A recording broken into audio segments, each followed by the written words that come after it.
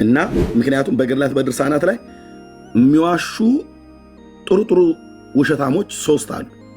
አንደኛው ዘማርያም ነው፣ ሁለተኛው መዝሙረ ያሬድ ነው፣ ሶስተኛው ይሄኛው ልደተ ቃል ነው። ጥሩ ጥሩ የሚዋሹ ናቸው። ላይ በአባቶች ወይም በሚመለከታቸው ሰዎች ይታያል። ስህተትም ሆነም አልሆነም እነሱ ዲሳይድ ያደርጋሉ። አንተ ፕሮቴስታንት እያነሱ ቤተክርስቲያን የሚተቸቱት ከሆነ እኔን የመናገር መብት የለኝም። ይሄ መብረቃዊ ጥቃት የሚባላለን እንደዛ ነው። ሄዶ ኮሜንታሪ ላይ እንዳይገላበጥ አድርጌ ብሉይ ኪዳን በወፍ በረር ተንትነው ተብሎ ቢባል የሙሴ ሕግና የነቢያትን የመዝሙራትን መጽሐፍት ሳሊ ለነ ቅድስት ብሎ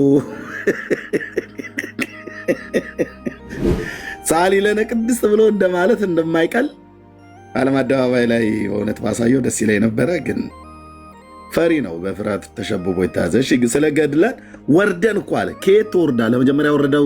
በመጀመሪያም እኮ ወርዳ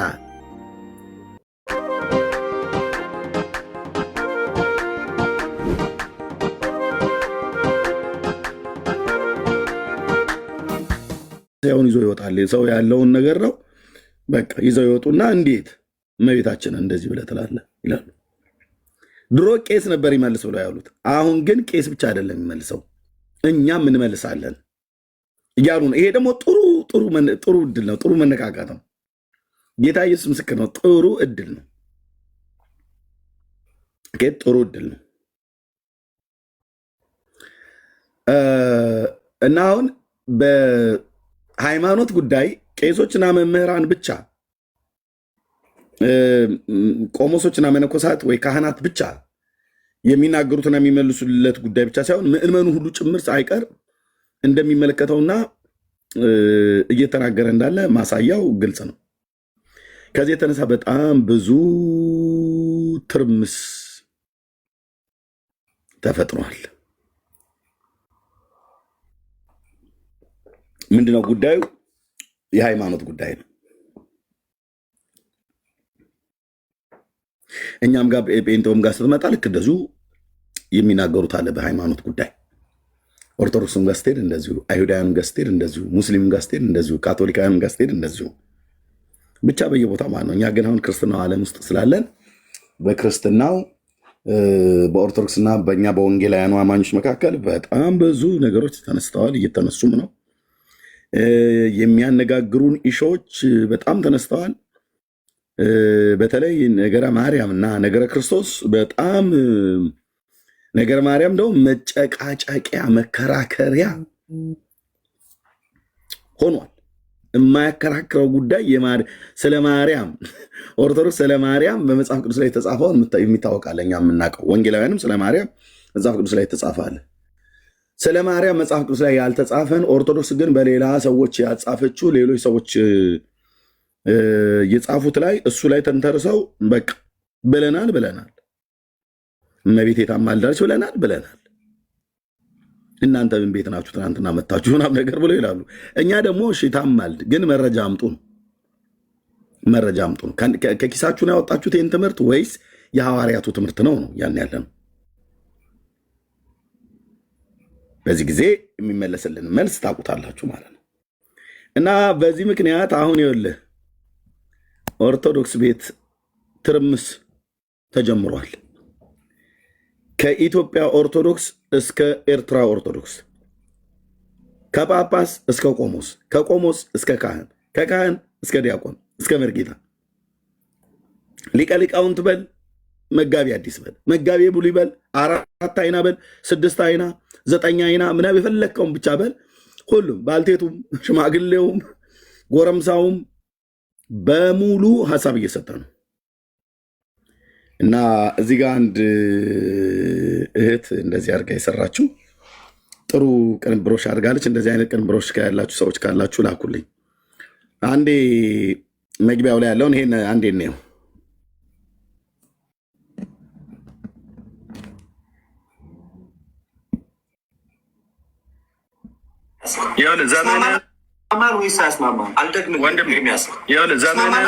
ዘመንህን ሁሉ የምትተራመስበትን የቤት ስራን የሰጠው ጩ ከፈለግ ወገኖች ወሬ ኦኬ። ይሄ ፕሮግራም ይሄ ቪዲዮ በተለይ በዛን ቀን እኔ አልቀዳሁትም ነበር። እኔ መቅዳት አይሆንልኝም እና እየዘነጋሁት ልደተ ቃል ጋር እነዚህ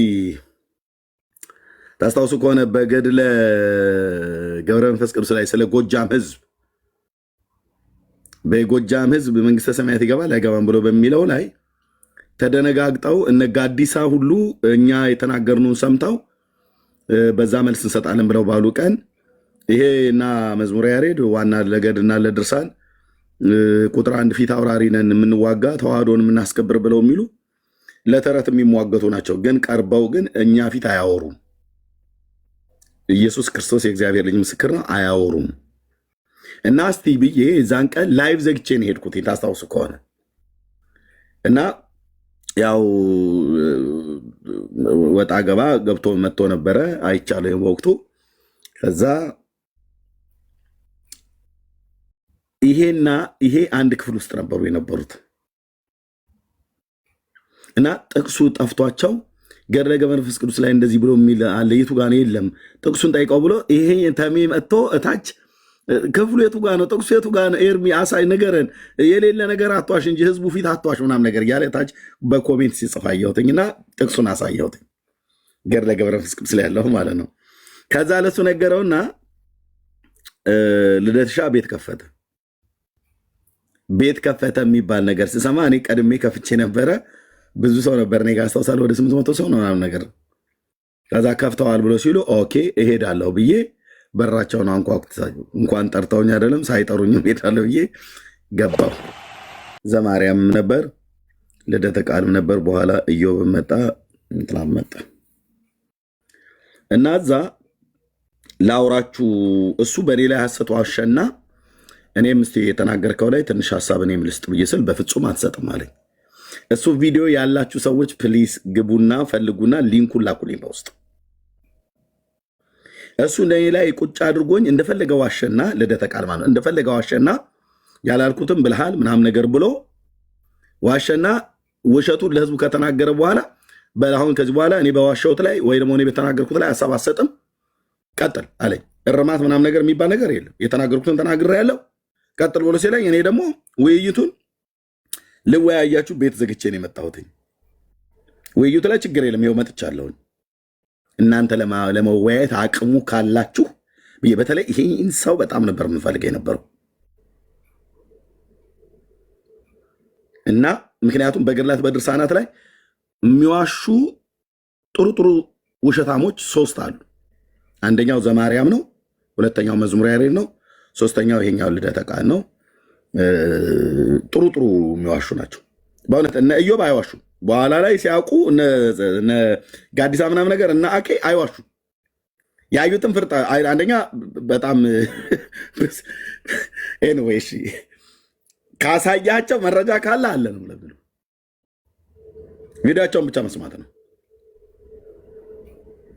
ይሄኛው ግን የቆላውን ከደጋ የደጋውን ከቆላ ቀላቅሎ ማለት የምስራቁን ከምዕራብ የምዕራቡን ከምስራቅ አገናኝቶ የማይገናኘውን አገናኝቶ ለእውነት ለማድረግ ይታታራል። ምክንያቱም ይህን የሚለው መጽሐፍ ቅዱስ በማያውቁ ሰዎችና ታሪኩን በማያውቁ ሰዎች ፊት ነው። ታሪኩን በሚያውቁ ሰዎች ፊት ግን አያደርግም። እና የዛን ቀን ነው ይህንን የተናገርኩትኝ መጀመሪያው ላይ ማለት ነው። ልብ በሉ።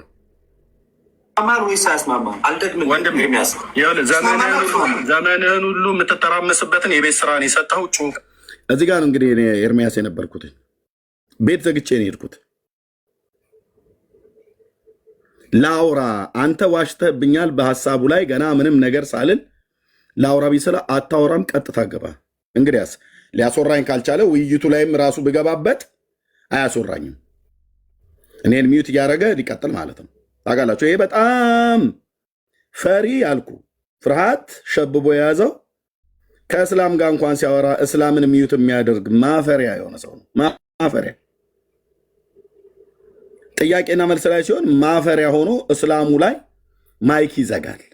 አየህ፣ ይሄ ነኝ ናቸው የተዋህዶ አንበሳ፣ ጃርት፣ ጉርጥ፣ ጊንጥ የሚባሉት ማለት ነው። በእርግጥ ጃርት አይነት ነገር ሊመጡ ነው ይችላሉ። ግን አንበሳ፣ የተዋህዶ አንበሳ፣ ቁርጥ ቀልጅ ብለው የሚሏቸው ማለት ነው። አላስወራ ብሎ ሲለኝ ነው በዛን ቀን የተናገርኩት። አሁን ቀጥቶ ያለውን ነገር እኔ ትርምሱን ይል ዘመንህን ሁሉ የምትተራመስበትን የቤት ስራን የሰጠው ጩ ከፈለግ ትርምሱን ስማለኝ። ወርደን በገድል ከአንተ ጋር ለማውራት እንኳን መምጣታችንን ከግምት ውስጥ ማስገባት ነበር። ወርደን እንኳን ስለ መጽሐፍ ቅዱስ የመቅረቡን በደል ስለሚኖር ይህን ነገር ሬስ ታደርጋለህ። ቤተክርስቲያን ላይ በአባቶች ይህም በሚመለከታቸው ሰዎች ይታያል። ስህተትም ሆነም አልሆነም እነሱ ዲሳይድ ያደርጋሉ። አንተ ፕሮቴስታንት ጽሁፍ እያነሱ ቤተክርስቲያን የሚተቸቱት ከሆነ እኔን የመናገር መብት የለኝም? እውነቱን የመናገር መብት የለኝም?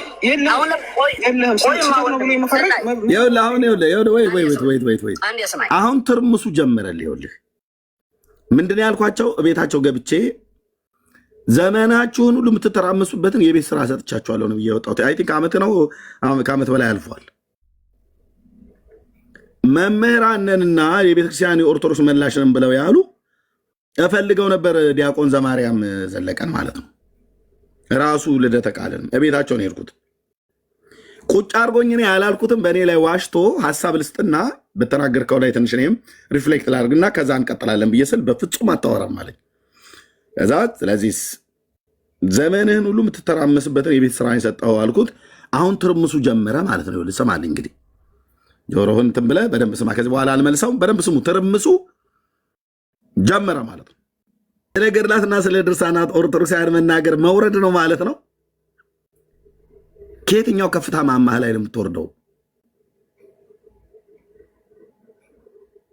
እኔ መቼም አንዳንድ ጊዜ ጌታ በደል አያድርግብኝ።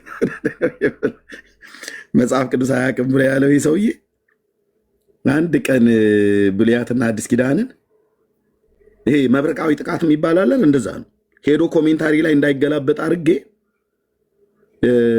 ብሉይ ኪዳን በወፍ በረር ተንትነው ተብሎ ቢባል የሙሴ ሕግና የነቢያትን የመዝሙራትን መጽሐፍት ሳሊ ለነ ቅድስት ብሎ ሳሊ ለነ ቅድስት ብሎ እንደማለት እንደማይቀል ዓለም አደባባይ ላይ በእውነት ባሳየው ደስ ይለኝ ነበረ። ግን ፈሪ ነው፣ በፍርሃት ተሸብቦ የተያዘ። እሺ ስለ ገድላት ወርደን እኮ አለ። ከየት ትወርዳለህ? በመጀመሪያም እኮ ወርዳል። የወጣህ መስሎ ሆኖ አንተ የት ነው? ከየት ነው የምትወርደው? ከአርያም ነው የምትወርደው? ከዛፍ ላይ ነው የምትወርደው? ከምን ላይ የምትወርደው? ከፈረስ ላይ ነው የምትወርደው? ከመኪና ላይ ነው የምትወርደው? ግን ስለ ገድላት መናገር መዋረድ ነው እያሉ ነው በራሳቸው መጽሐፍት ማለት ነው። ኦኬ ይበሉት።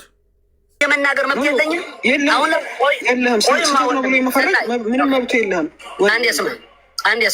አንድ የስማኝማ ከዛ ተዋራለህ። አባታችንም ያወራሉ። እሺ ስማኝ። ፕሮቴስታንት ለምሳሌ ማነው የሚባለው? ወንድማችን ፕሮቴስታንት ማነው የሚባለው? ኤርሚያስ ምናምን የምትሉት ማለት ነው። ኢትዮጵያዊ ዲያቆን ጽጌናይ ማለት የኤርትራ ኦርቶዶክስ ተዋሕዶ ቤተክርስቲያን ዲያቆን ነው። እዚህ ቀሲስ ክብረ አብ አሉ። ኤርትራውያን ወገኖች ናቸው፣ አገልጋዮች ናቸው እዚህ የተሰቡት። አሁን ጽጌናይ ብሎ ያለውን ስሙት። ኦኬ እኔ ለምን አብራራለሁ? ቆይ ሰሙት። ምን አድነፋለፈኝ? ትርምሱ የት ነው የጀመረው? እስከምትመልስለትም ድረስ በቃ ሀፊያን ዘብቼ ዝም ልበል ማለት ነው። አይ ጥሩ ሀሳብ ነው ያነሳ። አሁን እዚህ ጋር ያነሳው ሀሳብ ጥሩ ሀሳብ ነው። አሁን ኤርሚያስ ያናን ሀሳብ አነሳና አንተ መጣህና ኦኬ ገድላቱን አየህ፣ ከዛ ቼክ አደረግ፣ ስህተት ነው ብለህ ፈረጅክና በቃ ይሄ ስህተት ነው ብለህ ዲሳይድ አደረግ። እኔም ደግሞ ደካማ ሰው አለሁኝ። ገድላትን እያነበብኩኝ የመባዜ ገድላት አገኘሁኝና ሳነብ አፉን ሳሙ ክርስቶስን አፉን ሳሙ የሚል ነገር አገኘሁኝና አንተም እንዳገኘኸው ደግሞ አንተ በመዘንክበት ሚዛን እኔ ደግሞ መጣሁና ኦኬ ይህም ደግሞ ስህተት ነው በቃ አልኩኝና ለሰው ኮፕቲኩን፣ ኤርትራ ኦርቶዶክሱን፣ የኢትዮጵያ ኦርቶዶክሱን፣ ኤርትራዊሁን ኢትዮጵያዊሁን ዋቴቨር ኦኬ። አሁን በራስ መጽሐፍት በራሳችሁ ታሪክ እንደዚህ ትፋጫለህ ማለት ነው። ህዝቡ ይሰማል። በኢየሱስ ክርስቶስ የጸጋ ወንጌል ላይ የቀለዱ ተረታ ተረት ዘመንህን ሁሉ የምትተራመሱበትን የቤት ስራ ሰጥቻችኋለሁ ብያቸውን የወጣሁትኝ ሊያስወሩኝ ስላልቻለ እና ትምህርቱ ያው ማነው ትርምሱ ቀጥሏል ማለት ነው። ጋሄድ እሺ ይበሉ ከዲያቆኑ ሀሳቤን ጨርሰው። ጥሩ ውይይት ስለሆነ ሀሳቤን ጨርሰው እና ይቀጥላሉ። ዲያቆን ሳሚ እና አንተም እኔም የመባጽዮንን ታሪክ አይቼ ለአእምሮ የከበደኝ ብዬ ስህተት ነው በሚለው ዲሳይድ አደረኩና ለሰዎች ስህተት ነው ብዬ ተናገርኩና አንተም ያን የታሪክ ተፋልሶ አለው ብለህ ዲሳይድ አደረክ ስህተት ነው ብለህ እኔም ደግሞ መጣሁኝ የመባጽዮንን ስህተት ነው አልኩኝ። ግን ከዛ በኋላ አሁን ለምሳሌ የመባጽዮንን ወዲያው ስሰማው እኮ አእምሮ ላይ የተፈጠረ ነገር ነበር። ግን ገብቼ ስሰማው በራሴ ነው ያፈርኩት። አንዳንድ ነገሮች እንደዚህ የሚመለሱ ነገሮች አሉና ማንዴቱ አሁን እኮ ለሰዎች የመፍቀዱ ስህተት ነው ብሎ ዲሳይድ የማድረግ የመፍቀድና ያለመፍቀድ ጉዳይ ነው። ስህተቱ እኮ ሊሆንም ይችላል ላይሆንም ይችላል። ዳግሻዬ ስለመጣ ዳግሻዬ ከዚህ በፊት የነበረውን ሰምተዋል? ካልሆነ ሁለተኛ እንትን ከማለት የኋለኛዋን ወደኋላ ስ አንተ መስማት አለብህ። ሰምተዋል እስካሁን ያለውን ወይስ ገናውን መግባት ነው? ዳግሻዬ አይ ቲንክ የተመቸው አይመስለኝም፣ ግን አሁን ገና መግባቱ ነው። አልሰማውም። ስለዚህ ይስማው። አሁን ስለሚሰማው ድገሙ። በወገኔ እየሳብኩ አይደለም፣ ግን እንዴት ሰው በራሱ በጻፈው መጽሐፍ እንዴት ሜዳውና ገደሉ ይጠፋበታል?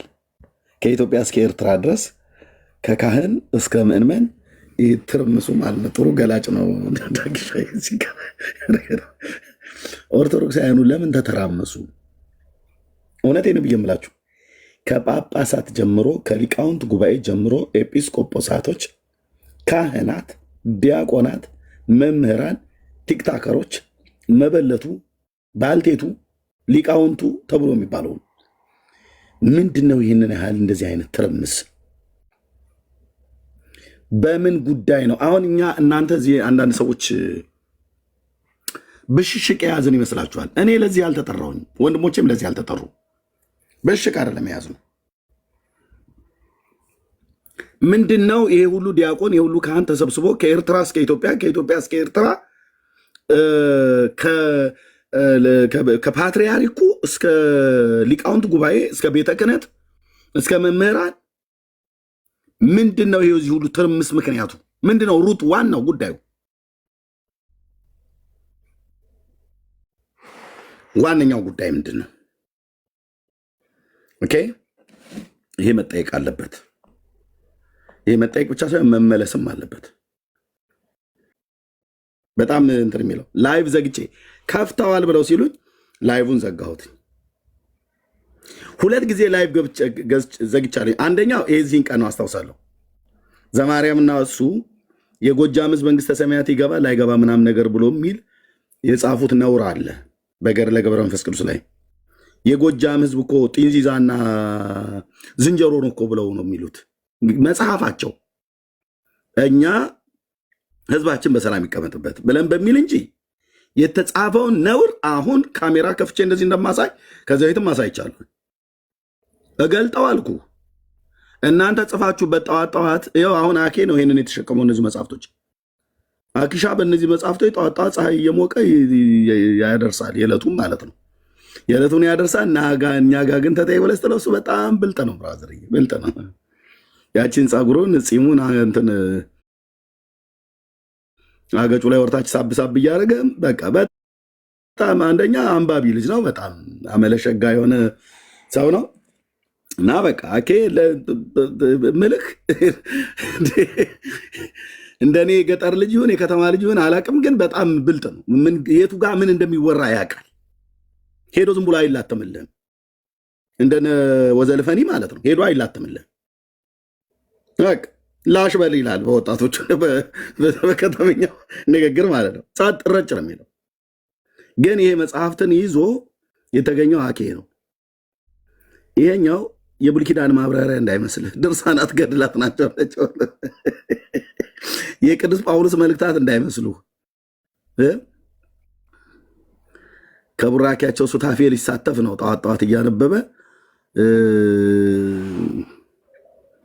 እና የመቃብራቸውን አፈር የአባታችን የመቃብር አፈር የሳመ መቃብራቸውን የሳመ 22 ትውልዱ ይማራል ብሎ ማንም በሌለበት ጠዋት እሱን አድርሶ ቃል ላይ ይመጣልሃል እኛ ጋር ማለት ነው። ኑ ተወያዩ ብለህ ስትላቸው ኖ ገድላት ድርሳናት ለመከራከሪያነት አይበቁም ይላል። ለመከራከሪያነት የማይበቁ መጽሐፍት ናቸው። እንዴት አለ ጠዋት ጠዋት አንተ ጸሎት እያልክ የምታደርስባቸው ሰው ፊት እንኳን ይዛቸው ልትቀርብ የማትችላቸው የምትሸማቀቅባቸው መጽሐፍት። አዎ በእርግጥ እነዚህን መጽሐፍቶች እንዳነበበ ሰው በጣም ማፈሪያ የሆኑ መጽሐፍቶች ናቸው። ውስጣቸው የተጻፈውን ስታየው ወንድሜ መኖርህን ትጠላዋለህ። ራሱ እንደዚህ አይነት ጉድ ነው። እቺ ትልቅ ቤተክርስቲያን እንደዚህ አይነት ጉድ ነው የምታስተምረው። እኔ በዚህ ቤተክርስቲያን ውስጥ ነበሩ ያለፍኩት እያልኩኝ እገረማለሁ። ወንድሞች እናቶች፣ እንዲህ አይነት ነውር። ኤርሚዬ በመጀመሪያ ክቡራን እሰጥሃለሁ እና ትርምሱ ይሄ ብቻ አይደለም፣ ሌላም እናያለን። ኦኬ፣ ትርምሱ ምንድን ነው? ይህ ሁሉ ጫጫታ ማለት ነው። ምንድን ያተራምሳቸው? ሊቃውንት ጉባኤ ተሰብስበው ነበር። የተናገሩት ነገር ቢኖር እነዚህምና እነዚህ መጽሐፍቶች የምናገርባቸው መጽሐፍቶች ጥራት ይጎላቸዋል ነው ያሉት። ይሰብሰቡ ነው ያሉት ብፁዕ አቡነ ማትያስ ፓትርያርክ የሊቃውንት ጉባኤ ባለበት። ኦኬ፣ ከምድር ዙሪያ ነው የተጠራሩት። ይምጡ ተብሎ ማለት ነው። የአብነት የጉባኤ ቤት መምህራን የቀረ የለም።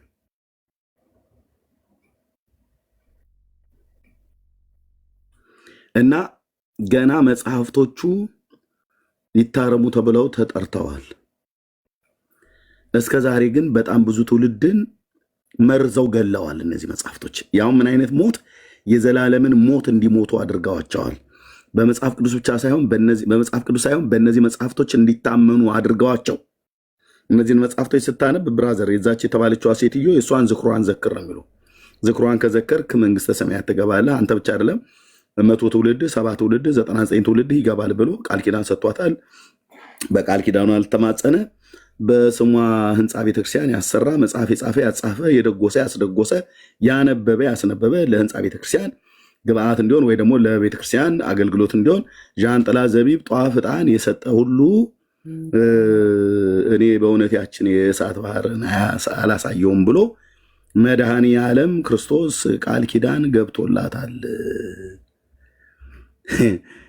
እኔ ነበርኩ እኮ ሳነብ የነበረው አንዱ ዲያቆን ማለት ነው። እዛው እኔ ጋር መታሁን ዝም ብለህ የሆነ ጭንብል ለብሰህ አታለላለሁ ብለህ ብትል ጭንብልህን ገልጠዋለሁ ማለት ነው አደባባይ ላይ። ስለዚህ እስከ ዛሬ የሞቱ ዘመዶቻችሁ በሙሉ እነዚህን መጽሐፍቶች ታምነው የት ነው የገቡት? ሲኦል። መጽሐፍ ቅዱስን አያውቁትም፣ ተሰብቆም አያውቅም።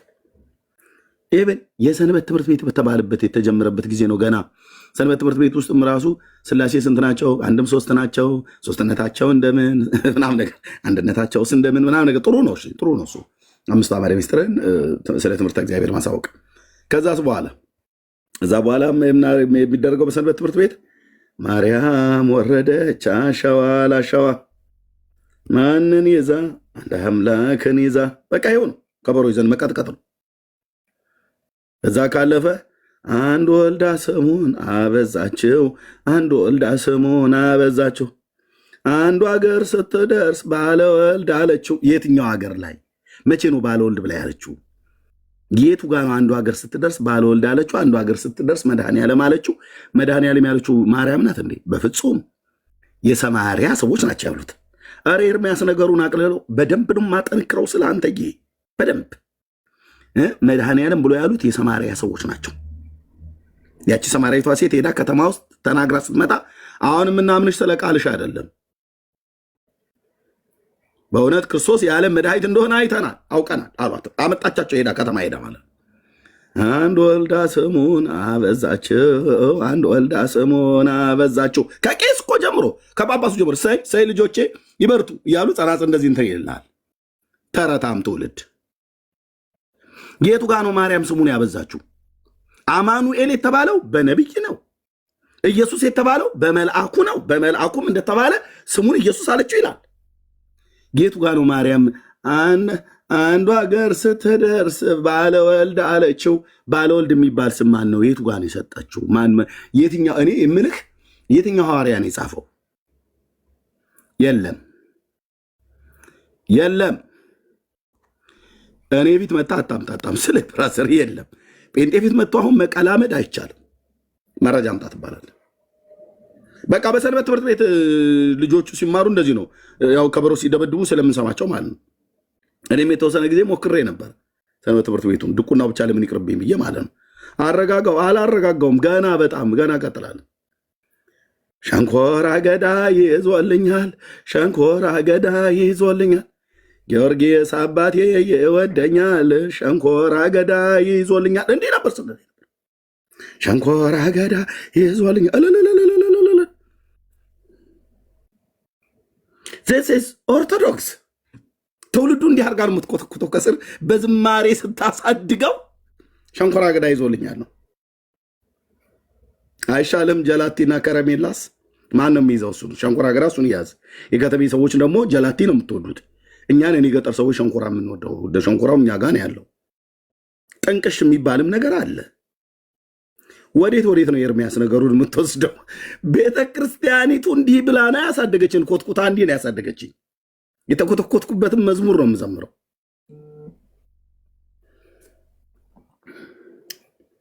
በዕለተ ሰንበት እረፍት ስጠኝ የሚባል ነገር የለም ወንድሜ። እንዲህ እኔ ወገኖቼ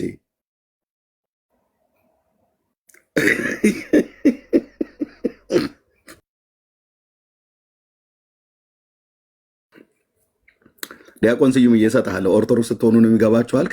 እኔ ታዲያ ከአንዋር መስጊድ የመጣው ሼካ ነበርኩ እንዴ? አንተዬ ሰለላ አላ መሐመድ ል ነበር እንዴ? እኔ ከመስጊድ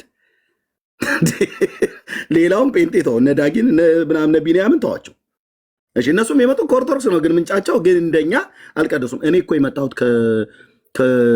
ከቤተልሔሙ ነው።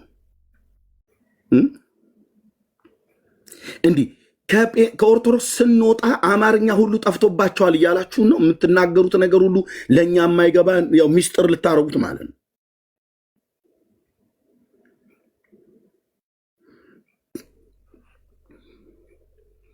ይሄ ሁሉ ፉክቻ፣ ይሄ ሁሉ ግርግር፣ ይሄ ሁሉ አምባጓሮ፣ አንዳንዱ በቤት ውስጥ ሁሉ በቦክስ ሁሉ ተደባድበዋል። አሁን ነግሬሻለሁ አንቺ ሴትዮ አርፈው ይቀመጡ እርሶ ሽማግሌው እያሉ ማለት ነው። ለምን ዲቤቱ እዚህ ሶሻል ሚዲያ ላይ ብቻ አይደለም። እናንተ በጣም ተታላችኋል። ትንንሽ ዲቤቶች በትልልቅ ሰርግ ላይ ትንንሽ ሰርጎች ይፈጠራሉ ተብሎ እንደሚባል በትልልቅ ዲቤቶች ላይ ትንንሽ ዲቤቶች የቤት ውስጥ ባል ከሚስት፣ ወላጆች ከልጆች፣ ካህን ከምንመን፣ ንስሐ አባት ከንስሐ ልጅ እየተነጋገሩ ካህን ከካህን ኤርትራውያን ሁሉ ጭምር ማለት ነው። የኤርሚያስ የሚባል መጽሐፍታችን አውጥቶ እንደዚህ እያደረገ ነው። ምን አለ? እመቤታችነች ጳውሎስን በደማስቆ የተገለጠችለት ብሎ የሚለውን የራሳችን መጽሐፍ አውጥቶ አሳየን። ቆሞሱ ከ3 ቀን በፊት እንዳሉኝ የእኛን ገበና አትግለጥ ብለው እንዳሉኝ ማለት ነው። በጻፋችኋቸው መጽሐፍቶች ትጠየቃላችሁ። 4 ነጥብ። በዚህ ህዝብ ላይ ኤርትራውያን ላይ ቀልዳችኋል። የኤርትራ ኦርቶዶክስ ቄስ ሆዳም ቄስ ሆዳም ዲያቆን ማለት ነው።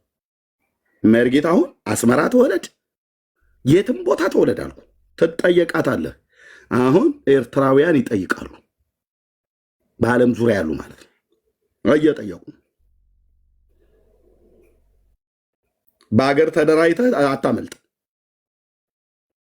የትም ናቅፋ ተራራዎች ላይ ተደበቃልኩ፣ እዛም ተወለድ ጎትተው ያውጠዋል። ከናቅፋ ተራራ ላይ ጎትተው አውጥተው ይጠይቋል። እንዲህ ትውልድ ተነስቷል። በእኛ መጽሐፍቶቹ እንደዚህ ማሳየት ነው። ምንድን ይሄ ትርምስ እንዴት ነው ሊፈታ የሚችለው? እና ሌሎችን እናያለን ለማለት ነው። እንኳን ደህና መጣችሁ። 425 ሰው እዚህ ፊት ለፊት ላይ ያላችሁ ቢሃይንድ ባይ እስካሁን አላየኋችሁም።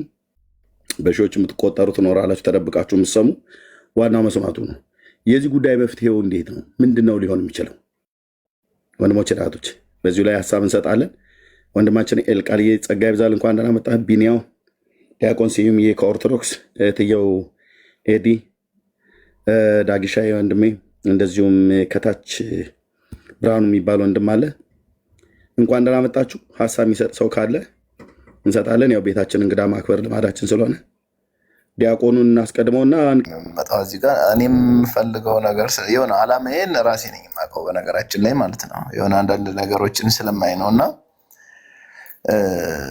ምንድን ነው ቅድም ኤርሚያ ካሳየን ነገር በጣም እየተከታተልኩት ነበር እና ከህይወት ነገር አንደኛ ያልተመቸኝን ነገር የተመቸኝን ነገር ነው መናገር የምፈልገው። ያው ነገ ስለምሞት መዋሸትም ማስመሰልም አያስፈልግም። ለዛ ነው ክርክራችን ሁልጊዜ ማዕከላዊ ይሁን እውነት ያሸንፍ ምለው ማለት ነው። እና ኤርሚ ቅድም እንዳልከው እንደ ሴት ስድብ ነው የምታውቀው። ይሄ ተሳሳተ አስተሳሰብ ነው። ሴቶች ይሳደባሉ ብሎ የሆነ አንድ አስተማሪ ነው የሆነ ዲቴል ማናቅነን ነው የሚያስመስለው። እና እንደዚህ ብዙ ሰው አስቀምጠ እንደ ሴት ስድብ ነው የምታውቀው አይባልም። ይህን እቃወማለሁ። ወደ ሁለተኛው ሲሄድ ገድላት እኔ ነኝ ያልኩት ዲያቆንኛ ወይስ ማን ነው ያለው? እንደዛ ሌላ ነው የሆነ ሰው ነው ሲል የሰማሁት። እንደ ሴት ብሎ ልደትን ሪፈር እያደረገ ነው። ልደት ቃልን ከወጣ በኋላ የተናገረውን ዲያቆን እየደገመው ነው። ቀጠለሽ ዲያቆን።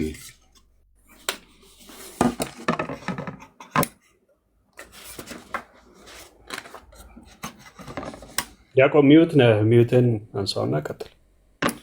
እንደ ሴት ነው የምትናገረው ብሎ የሚሉኝ እነሱ ናቸው። የሴት ቅምጥ የሚሉኝ እነሱ ናቸው። ሴትም የሚሉኝ እና እና ምንድነው እንደዚህ ይሄንን የሆነ ልክ አይደለም ለማለት ፈልጌ ነው። ወደ ሁለተኛው ነገር ሲሄድ ቅዱሳን ያው እኔ የሪያሊቲ ነው የማወራው እና ቅዱሳን ያው ህይወታቸውም የኛን እንድንማርባቸው እግዚአብሔር ቃል ኪዳን የሰጣቸው ነው። በቃል ኪዳናቸው መሰረት ያው እንግዲህ ያው ስለ ቃል ኪዳን ሌላ ርዕስ እንዳለ ሆኖ ግን በእነሱ መሰረት ልክ የሆነ ነገር አላቸው።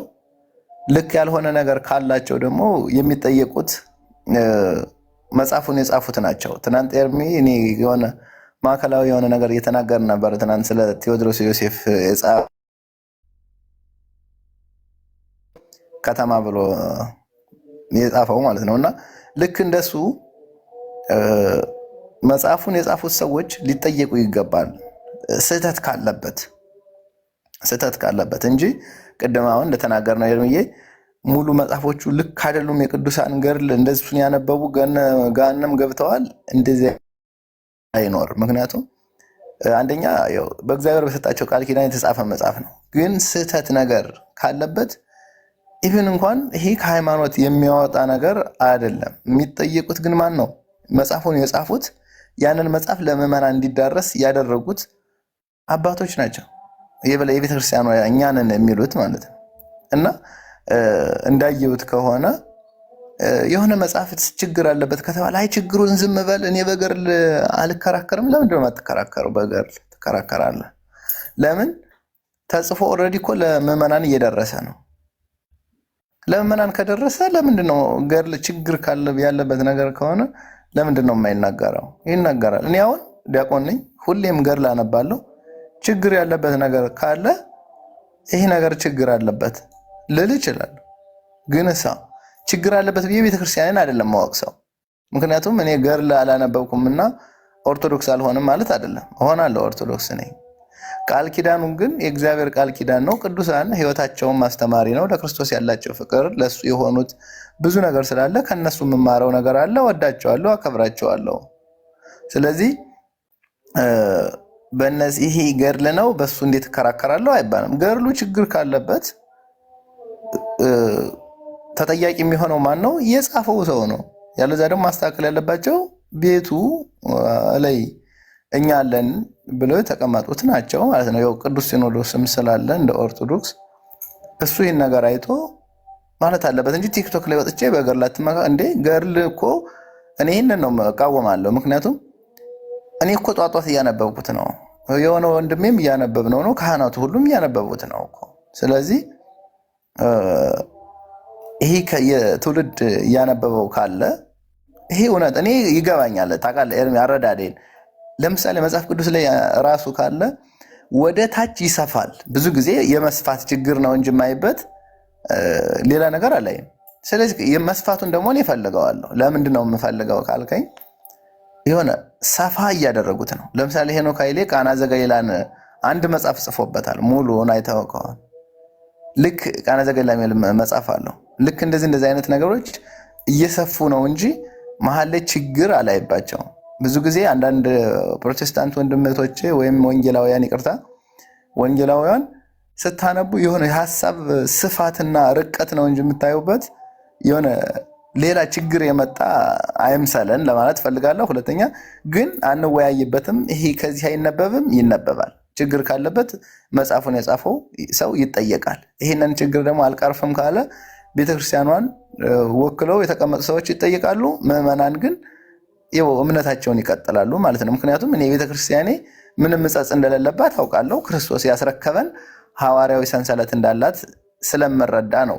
እኔ እንደዚህ ብዬ ነው የምረዳውና ችግሮች ችግር ከሆኑ ችግር የፈጠረው ሰው ተጠያቂ ነው ብዬ ነው ማምነው ኤርሚዬ እንጂ ቤተክርስቲያኗ ልትጠየቅ አይገባታም። ምዕመኑም ሊጠየቁ አይገባም። እነሱ ቀጥታ የመጣላቸውን ሃይማኖት ያነበቡትን መጽሐፍ ቅዱሳዊ የሆነውን ገድላትና ሰማዕታትና ጻድቃንን ደግሞ ልክ ለነሱ የህይወታቸውን ማስተማሪ ስለሆኑ እግዚአብሔር ስላከበራቸው እያከበሩ በቃል ኪዳናቸው ደግሞ ዝክራቸውን እየዘከሩ የሚኖሩ ምዕመናን ናቸው። የምንኖር እኛ ነን ለማለት ፈልጌ ነው።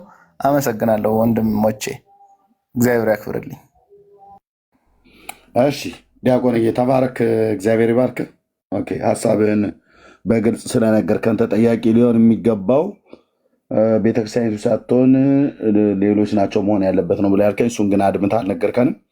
እኔ ብቻዬን እንዳልናገር ወንድሞች የምትሉት ካለ ዳግሻ፣ ቢኒ እንደዚሁም በዚህ ሀሳብ ላይ የምትሉት እናንተ ካለ በሉና እዛ እንሄዳለን። ቤተክርስቲያን ተጠያቂ ትሆናለች አትሆንም? መጽሐፉ የማን ነው?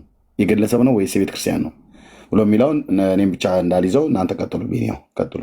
ዳግሻ የምትሉት ነገር ካለ ኤዲ፣ ሌሎችም ኤልቃል የምትለው ነገርም ካለ ማለት ትችላላችሁ። ቢኒያው ቀጥል። እሺ ትንሽ ልበልና እኔ ለሌሎች ደግሞ እንሰጣለን። እግዚአብሔር ይባርካችሁ፣ ተባረኩ። በእውነት ይሄ ትልቅ ነገር ነው እና ቤተክርስቲያኒቱ ተጠያቂ ነች ደግሞ ተጠያቂ ከመሆንም አልፋ ራሳቸው ሊቃውንቱ ጥራት ይጎድላቸዋል፣ መጽሐፍቶቻችን መስተካከል አለባቸው ብለዋል። መስተካከል እንዳለባቸው ጥራት እንደሚጎድላቸው ከታላላቅ ሊቃውንት ሰምተናል፣ ተነግሯል። ባይዘወይ ቅድም ስጽፈው እንደነበረው ኤርሚዬ ሰልፉ የእግዚአብሔር ነው። በቃ እግዚአብሔር ቀኑን አመጣ፣ በቃ የራሱን ጊዜ አመጣ። የሚስተካከል ነገር፣ መጠረግ ያለበት ነገር፣ በጣም መስተካከል ያለበት ነገር በሙሉ ጊዜውን ጠብቆ መጣ። ኤርሚ በአንተ ተጠቅሞ በሌሎችም ተጠቅሞ በሌሎች ወንድሞቻችን ተጠቅሞ ዘመን መጣ። ቤተክርስቲያን ተጠያቂ ነች፣ በእርግጥ ተጠያቂ ነች። አሁን ወንድማችን ዲያቆን ስዩም ገድላትን ጧጧት አነባለሁ አለ። ገድላትን ጧጧት አነባለሁ አለ። መጽሐፍ ቅዱስ ስታነባለህ ወይ? ከመጽሐፍ ቅዱስ ጋር ስታመሳስለው ምንድን ነው? በጣም እንግዲህ እኛ አሁን እኔ ያው ከሁላችንም በብዛት ከኦርቶዶክስ የባክግራውንዳችን ኦርቶዶክስ ነው እና እኔ አንብቤ አላቅም ነበር ከዚህ በፊት። ያው ቤታችን ነበረ እናቴ ስትገዛ ምናምን ያለው ግን አንብቤ አላቅም ነበር። ነገር ግን አሁን ነው የምሰማው ያለሁት። አሁን ከበነ ኤርሚ እንዲያውም እዚህ ማለት ነው እዚህ ቲክቶክ ምናምን ላይ ነው የምሰማው ያለሁት እንጂ አይቼም አላቅም፣ አንብቤ አላቅም። አሁን ግን ከመጽሐፍ ቅዱስ ጋር ስታስተያየው ከተጻፈው አትለፍ ይላል መጽሐፍ ቅዱሳችን። ከተጻፈው አትለፍ፣ በቃ ከተጻፈልን እንድናልፍ እንትን አይልም መጽሐፍ ቅዱሳችን። ቤተክርስቲያኒቱ አጥብቃ ተጠያቂ ነች፣ አጥብቃ። ለምሳሌ በወንጌላውያን አማኞች መጽሐፍት ይጻፋል እኮ። መጽሐፍቶች እኮ አሉ፣ የምናነባቸው መጽሐፍት አሉ። ለምሳሌ አሁን እኔ እዚህ ያለ መጽሐፍ አጠገብ ያለ የዘላለም ሕይወት የሚል መጽሐፍ አለ፣ የገዛሁት የማነበው። ወንጌል ጥዑም ዜና የሚል አለ በትግርኛ የማነበው። ስለነ ሩት የተጻፈ መጽሐፍ አለ እና ብዙ መጽሐፍቶች አሉ የምንገዛቸው እና ጠቅላላ ግን ከመጽሐፍ ቅዱስ ጋር በደንብ ተደርጎ እንትን እየተባለ የተጻፈ ነው። እነኚህ ገድላትና ተአምራት ድርሳናት ደግሞ አዋልድ መጽሐፍ ይባላሉ በእናንተ። አዋልድ ማለት ደግሞ መጽሐፍ ቅዱስ የወለዳቸው ነው እናንተ እንደምትሉት ማለት ነው፣ ሌሎችም እንደሚሉት ኦርቶዶክሳውያኖች። እና መጽሐፍ ቅዱስ የወለዳቸው መጽሐፍት ከሆኑ በጣም ተጣርሷላቸው። በጣም ስዕል ያወራል፣ ስዕል ይናገራል፣ ስዕል ታጠባለች፣ እንደዚህ ይሆናል ምናምን በቃ አይደለ የሆነ ድሮ ልጆች ትንንሾች እያለን ተረት የምናየው ከዛም ያለፈ የሆነ በጣም ደስ የማያሰኝ ነገር ብዙ ነገር ነው እና ጥራት ይጎድላቸዋል ተብለዋል። ቤተክርስቲያኒቱ ተጠያቂ ነች፣ አሁንም ተጠያቂ ነች። ደግሞ ኤርሚዬ ሰሞኑን ሰምተ ከሆነ ኮሜዲያን እሸቱ ለሊቃውንቱ ያደረገላቸው ቃለ ምልልስ በጣም ምንም አለ አይደለ ሊቃውንት የተባሉት በጣም ታላላቅ የተባሉት ከቤተክርስቲያኒቱ ማለት ነው በጣም የነቁ የበቁ የተባሉት መልሳቸው ግን ውሃ ያነሳም። አንተ እንደምትለው ሁልጊዜ ውሃ ያነሳም እንደምትለው ምንም ጠብ አይልም። መልሱት መልስ ጠብ አይልም። እና ኮሜዲያን እሸቱ የዶንኪን ቲዩብ ላይ እዛ ላይ ሳይቀር ኢንተርቪው እየተደረጉ ነው መልስ እንዲሰጡበት ማለት ነው። እና ማነው ወንድማችን መዓር ጽጌናይ አንድ ጊዜም አንተ ቤት ገብቶ አውርታችኋል፣ ተነጋግራችኋል፣ ቆይቷል። ሜይ ቢ 2 ዓመት ምናምን ይሆናል እና አውርታችኋል። ልጁ አሁን ምንድን ነው ያነበበ ነው፣ ጎበዝ ነው በጣም። መዓር ጽጌናይ በደንብ አውቀዋለሁ እኔ። አንዴ ተሐድሶ ይሉታል፣ አንዴ ጴንጤ ይሉታል፣ ይሰድቡታል ምናምን አለ አይደለ። በጣም አጥብቆ የሚጠይቅ ልጅ ነው፣ በጣም ጎበዝ ልጅ ነው። ግን የቤተክርስቲያኒቱ ዲያቆን ነው። ምን ላይ እንደሆነ አቋሙ ባላውቅም የት እንደሚኖር አላውቅም። ግን በጣም ጎበዝ ልጅ ነው። ይጠይቃል፣ ምን ይላል፣ በደንብ ይወያያል፣ በደንብ ያነበበ ልጅ ነው። የትኛው ላይ እንደሆነ ግን እኔ አላውቅም። አውቀዋለሁ እዚህ እንትን ላይ ነው የማውቀው። እና ብዙ ሰዎች እየተጠያየቁበት ነው ይሄንን ነገር። እና መጽሐፍ ግን ሁሌ ከተጻፈው አትለፍ ነው የሚለን። ብዙ ነገር እየሰማን ነው፣ ብዙ ነገር እያየን ነው። ኦርቶዶክስ ቤተክርስቲያን በእነዚህ መጽሐፍቶች ላይ በጣም ተጠያቂ ነች። መጣራት አለበት፣ መስተካከል አለበት። መጽሐፍ ቅዱስ በቂ ነው የምለው። እግዚአብሔር ይባርካችሁ፣ ተባረኩ። ሌሎቻችሁ ቀጥሉ። ኤርሚዬ ቀጥሉ፣ ተባረኩ። ወዳችኋለሁ።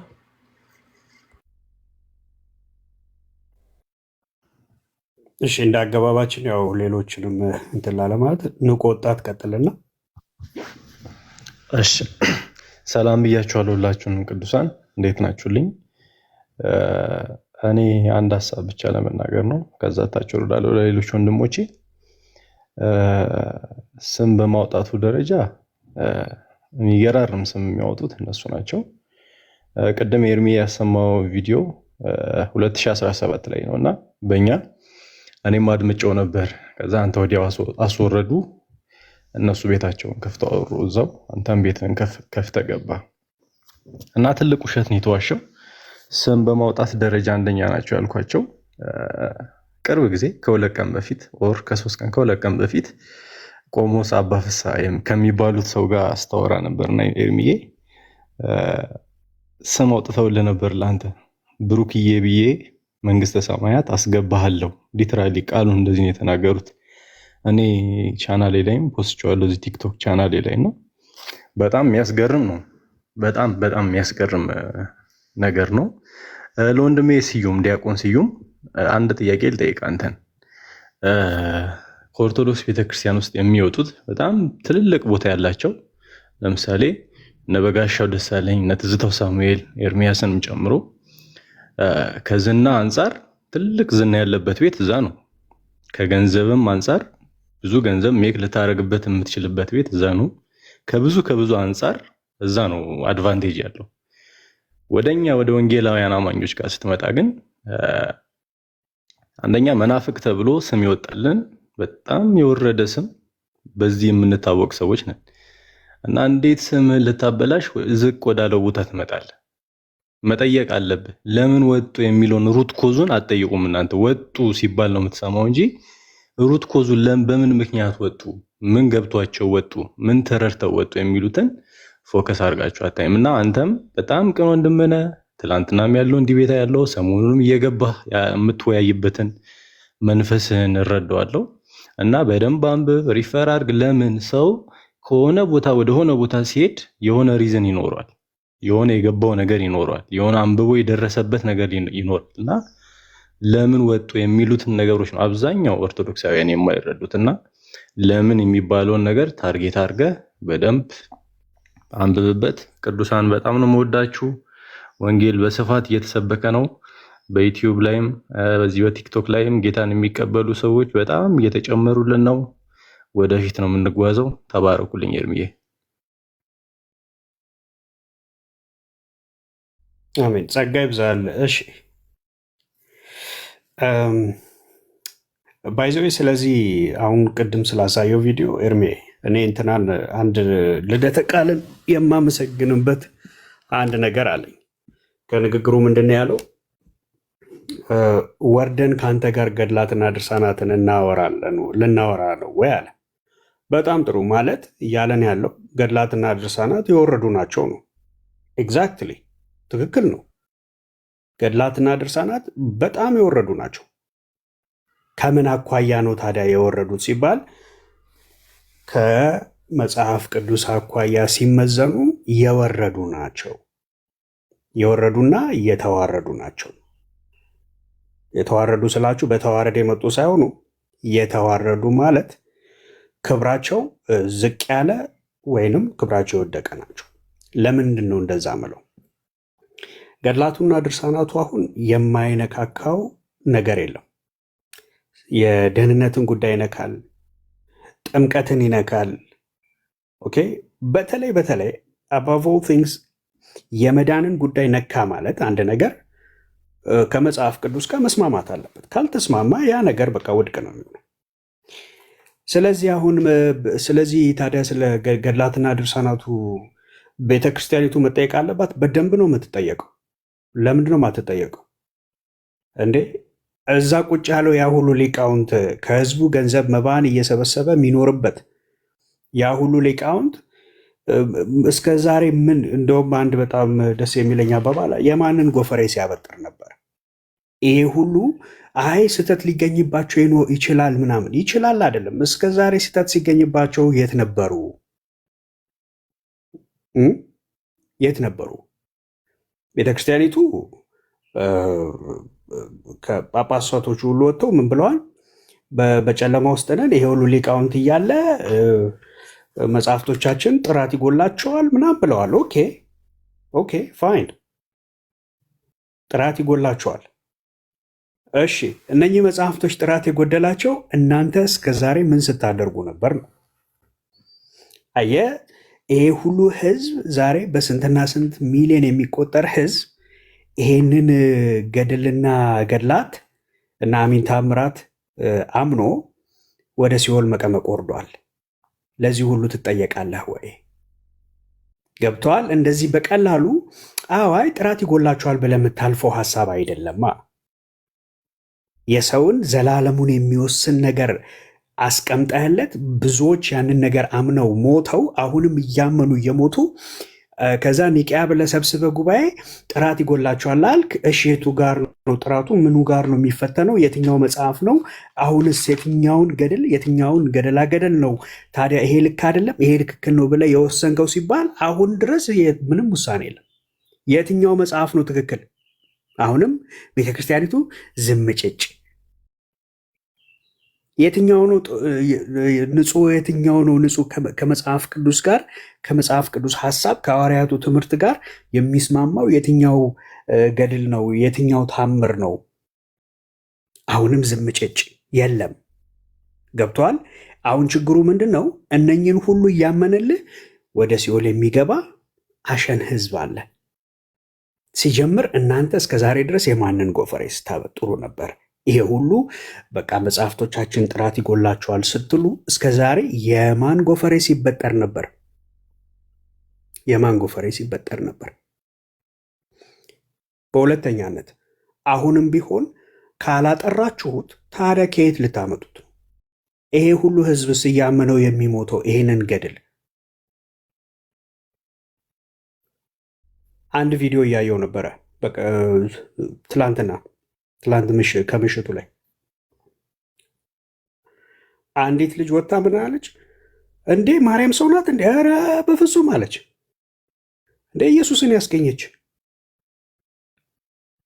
ልጇ ኢየሱስ እኮ ከማርያምን በፊት ክርስቶስ አስቀድሞ ነበረ ሲላት እሱን አላውቅም አለች። እሱን አላውቅም፣ እሱ የእናንተ ጌታ ነው፣ የእኛ ማርያም ግን ያለችው። አየህ፣ እቺ ልጅ አሁን ከየትም ፈጥራ አላመጣችሁም። ይሄንን በየአውደ ምሕረት ላይ ቁጭ ብለህ ስታስተምር ገብቷል። ይሄ ሁሉ ሰው ቁጭ ብሎ ሲሰማ ምን እያደረገ ነበር?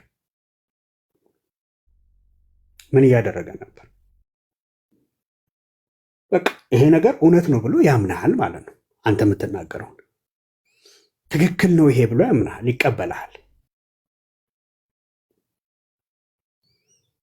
ስለዚህ አሁንም ከተጠያቂነት ቤተክርስቲያኒቱ ገሸሽ ማለት አትችልም፣ ፈጽሞ አትችልም።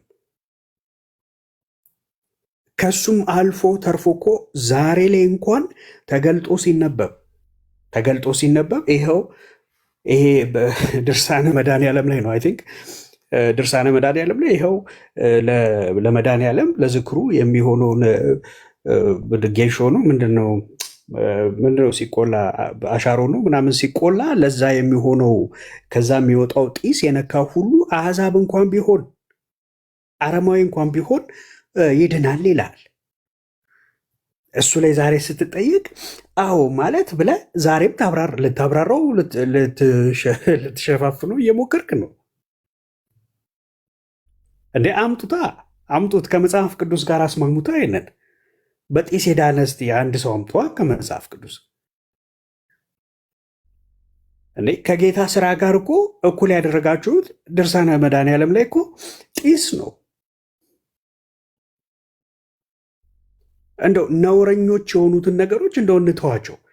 ይሄ ጡት አጠባች፣ ለዘራ ብሩክ ጡት አጠባች፣ ጣቱን ጠባ፣ ልቡ እስኪቀልጥበት ድረስ ተሳሳመ ምናምን የሚለውን ይሄንን ሁሉ እንደው ነውረኛ የሆኑትን ነገሮች እስቲ ገሸሽ አድርገን እስቲ ስለ ደህንነትን የሚነካ ነገር ብቻ ራሱ እናውራ ከተባለ ስንትና ስንት ነገር አለ ደህንነትን የሚነካ።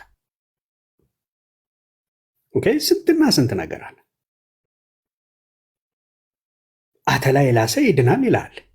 ጢስ የነካው ይድናል ይልሃል። ሲኦል ብትገባ ከሲኦል ይዛ የምትወጣ ደግሞ አለች። ከዛ ዝክርሽን የዘከረ ምናምን ዝክርን የዘከረ ምናምን እስከዚህ ያህል ትውልድ ድረስ ይማርልሃል ይለዋል። እንዴ ክርስቶስ ሳምራ ስንት ሺህ ነፍሳት ነው በየቀኑ ከሲኦል የምታወጣው የሚለን ወንድሜ? በቀን በአቭሬጅ በቀን በዓለም ላይ ከሚሞተው ሰው ጋር ስታነጻጽረው ኦኬ፣ በቀን በዓለም ላይ እስከ 150 እስከ 170 ሺህ ሰው ይሞታል በቀን በአንድ ቀን ውስጥ። ኦኬ፣ እነኚህ ሶኮል ቅዱሳን የተባሉት ከሲኦል የሚያወጡት ለእያንዳንዳቸው በተሰጣቸው ቃል ኪዳን ከሲኦል የሚያወጧቸው የሺዎች ሰዎች ብዛት እኮ ከሚሞተው ሰው ጋር እኮ በቃ ሁሉ አይመጣጠንም። ምንም ሲኦል እኮ ማንም የለም። ናት አንፎጋገር እንጂ። እንግዲያውስ ኢየሱስ በከንቱ ሞታ እናንተ ይሄ ሁሉ ቅዱሳን ካላችሁ። ስለዚህ አሁን የኢትዮጵያ ኦርቶዶክስ ቤተክርስቲያን እንደ ቤተክርስቲያን ምንድን ነው ማድረግ ያለባት?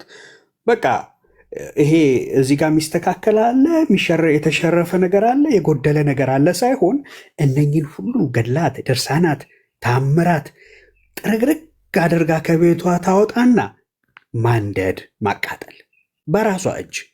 እኛ ምንም እናደርግላት ነገር የለም። በራሷ እጅ ታነሰዋለች፣ ታቃጥለዋለች።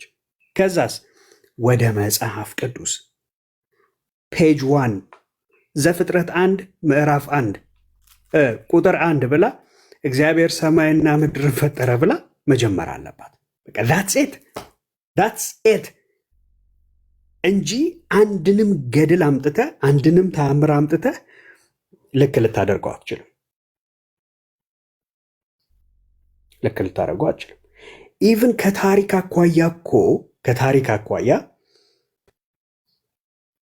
ታቦቱ መጣ የምትሉበት ከታሪክ አኳያ ታቦት መጣ የምትሉበት ግማደ መስቀሉ መጣ የምትሉበት እንደው ታሪክ ነው እንኳን ብለን ብንወስድላችሁ እርስ በራሳቸው እኮ የሚፋለጡ ናቸው። የሚጋጩ አይደለም፣ የሚፋለጡ ማለት ነው። ሰው ባክ ቱ ስኩዌር ዋን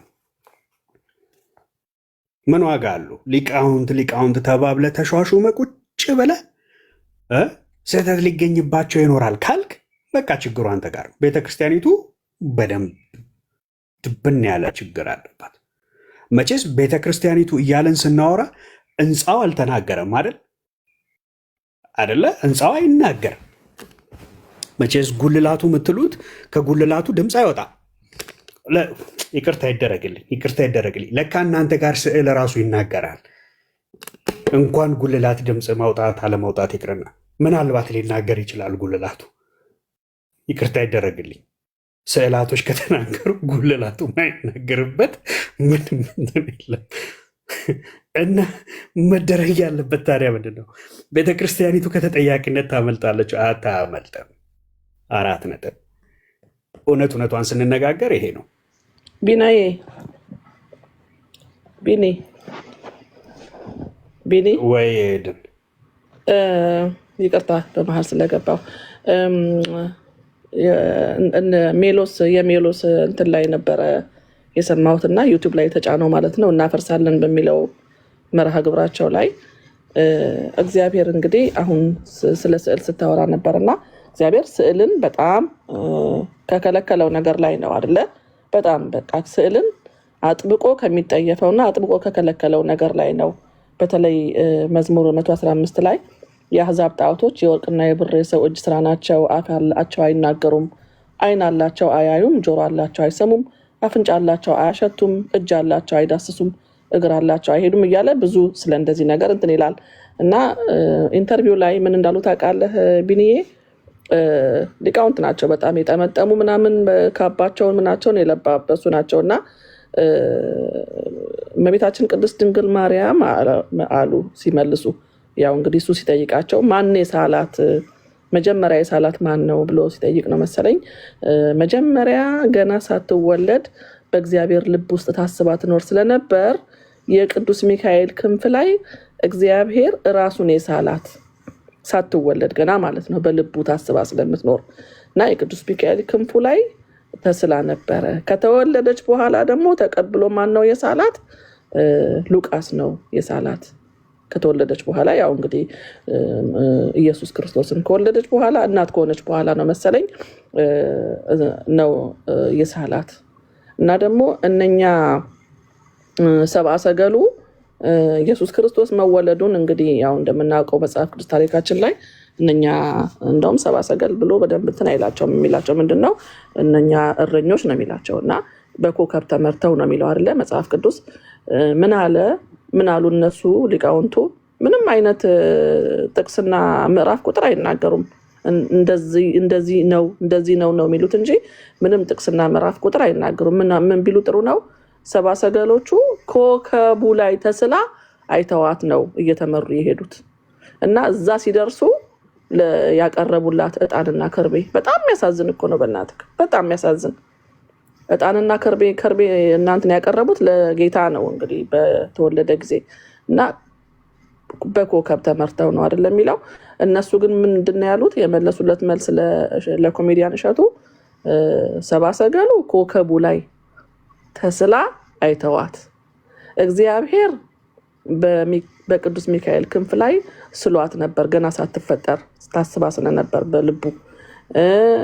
ከዛ ደግሞ ያው እንግዲህ የኢየሱስ ክርስቶስ እናት ከሆነች በኋላ ደግሞ ቅዱስ ሉቃስ ነው የሳላት እያሉ በጣም ነውር የሆነና ውሸት የሆነ ነገር በጣም ምንም እንትን የማያደርግ ነገር ሲያስተላልፉ ነበር እና ጠያቂው ግን አጠያየቁ ላይ ነበር እንጂ መልሳቸውን አጥብቆ እንዴት ሊሆን ቻለ፣ እንዴት መጣ፣ ከየት መጣ አይልም ነበር።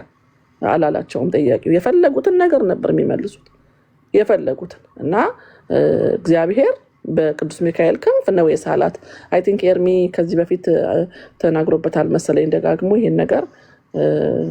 እግዚአብሔር እንግዲህ በቅዱስ ሚካኤል ክንፍ ነው የሳላት ሲባል ደግሞ ባለፈው ደግሞ ሰምታችኋል። መምህር ዘበነ አርሴማን እሱ ነው ባርባራ ናት ያለው። አርሴማ አይደለችም ባርባራ ናት ያለው እሱ ነው ወይስ ሌላ ቄስ ናቸው? አርሴማ እያላችሁ ስትጠቀሙባት የነበረችው ስዕል እሷ አርሴማ አይደለችም ባርባራ ነች ብቻ ያለ አለ ከነሱ ውስጥ ከአስተማሪዎቻቸው ውስጥ። እና ራሱ መምህር ዘበነ ደግሞ እነኚህ ስዕላን የነጭ ስዕል በሙሉ አውጥታችሁ ጣሉ፣ ከገዳማትም ይሁን ከየቤታችሁ የነጭ ስዕል አውጥታችሁ ጣሉ። የነጭ ስዕል ነው ይሄ፣ የፈረንጅ ስዕል ነው። እመቤታችን ቅድስት ድንግል ማርያም ፈረንጅ አይደለችም። ጠይም ነች ሊለን ነው፣ ጥቁር ነች ሊለን ነው፣ ኢትዮጵያዊ ሊለን ነው፣ አላውቅም። እንደዛ እያሉ ትርምስምስምስ ያለ ነገር በጣም የተተረማመሰ ነገር ሲሉ ነበርና አቡነ ኤርሚያስ ባርባራ ነች፣ አርሴማ አይደለችም። እንግዲህ በዚህ ሰዓት እንግዲህ ቢንዬ ታውቃለህ አርሴማ ምን ያህል ቦታ እንዳላት በኦርቶዶክሳውያኑ ላይ ምን ያህል ቦታ እንዳላት፣ እንዴት እንደምትከበር፣ እንዴት እንደምትል በጣም በዓለም ላይ በጣም እንትን ሆናለች እና በኦርቶዶክሳውያን ላይ ማለት ነው። እና እዚህ የምኖርበት ሀገር እንኳን ራሱ የአርሴማና የቅዱስ ጊዮርጊስ ቤተክርስቲያን አንድ ላይ ናቸው፣ ተዳብለው ነው እንትን የሚሉት። ቅዱስ ጊዮርጊስ በ23 ነው፣ አርሴማ በ6 ነች። ያው እየተጠባበቁ ይከባበራሉ፣ ያከብራሉ ማለት ነው። እና ያንን ስዕል እሷ አይደለችም፣ ስለዚህ ቀይሯት እና እየተቀያየረ የሚመጣ ስዕል ነው የነሱ። ያኛው ይሄ አይደለም ሲል ሌላውን ይቀይረዋል፣ ያኛው ሌላ ይሄ አይደለም ሲል ሌላውን ይቀይረዋል። እና የእግዚአብሔር ቃል ግን ለዘላለም ጸንቶ ይኖራል። በእውነት ቃሉ እንዲፈጸም ስለሆነ ብቻ ነው ይሄ ነገር አሁን እንደዚህ ግልብጥብጡ የወጣው። በእውነት መዝሙር 115 ሁላችሁም አንብቡት። ኦርቶዶክሳውያን እዚያ ያላችሁት አንብቡት። እጅ አላቸው አይዳስሱም፣ እግር አላቸው አይሄዱም፣ በጉሮሯቸውም አይናገሩም ነው የሚለው። የእነሱ ስዕል ግን ጉሮሮዋ ይናገራል፣ ጡቷ ያጠባል ምናምን ነው የሚለው።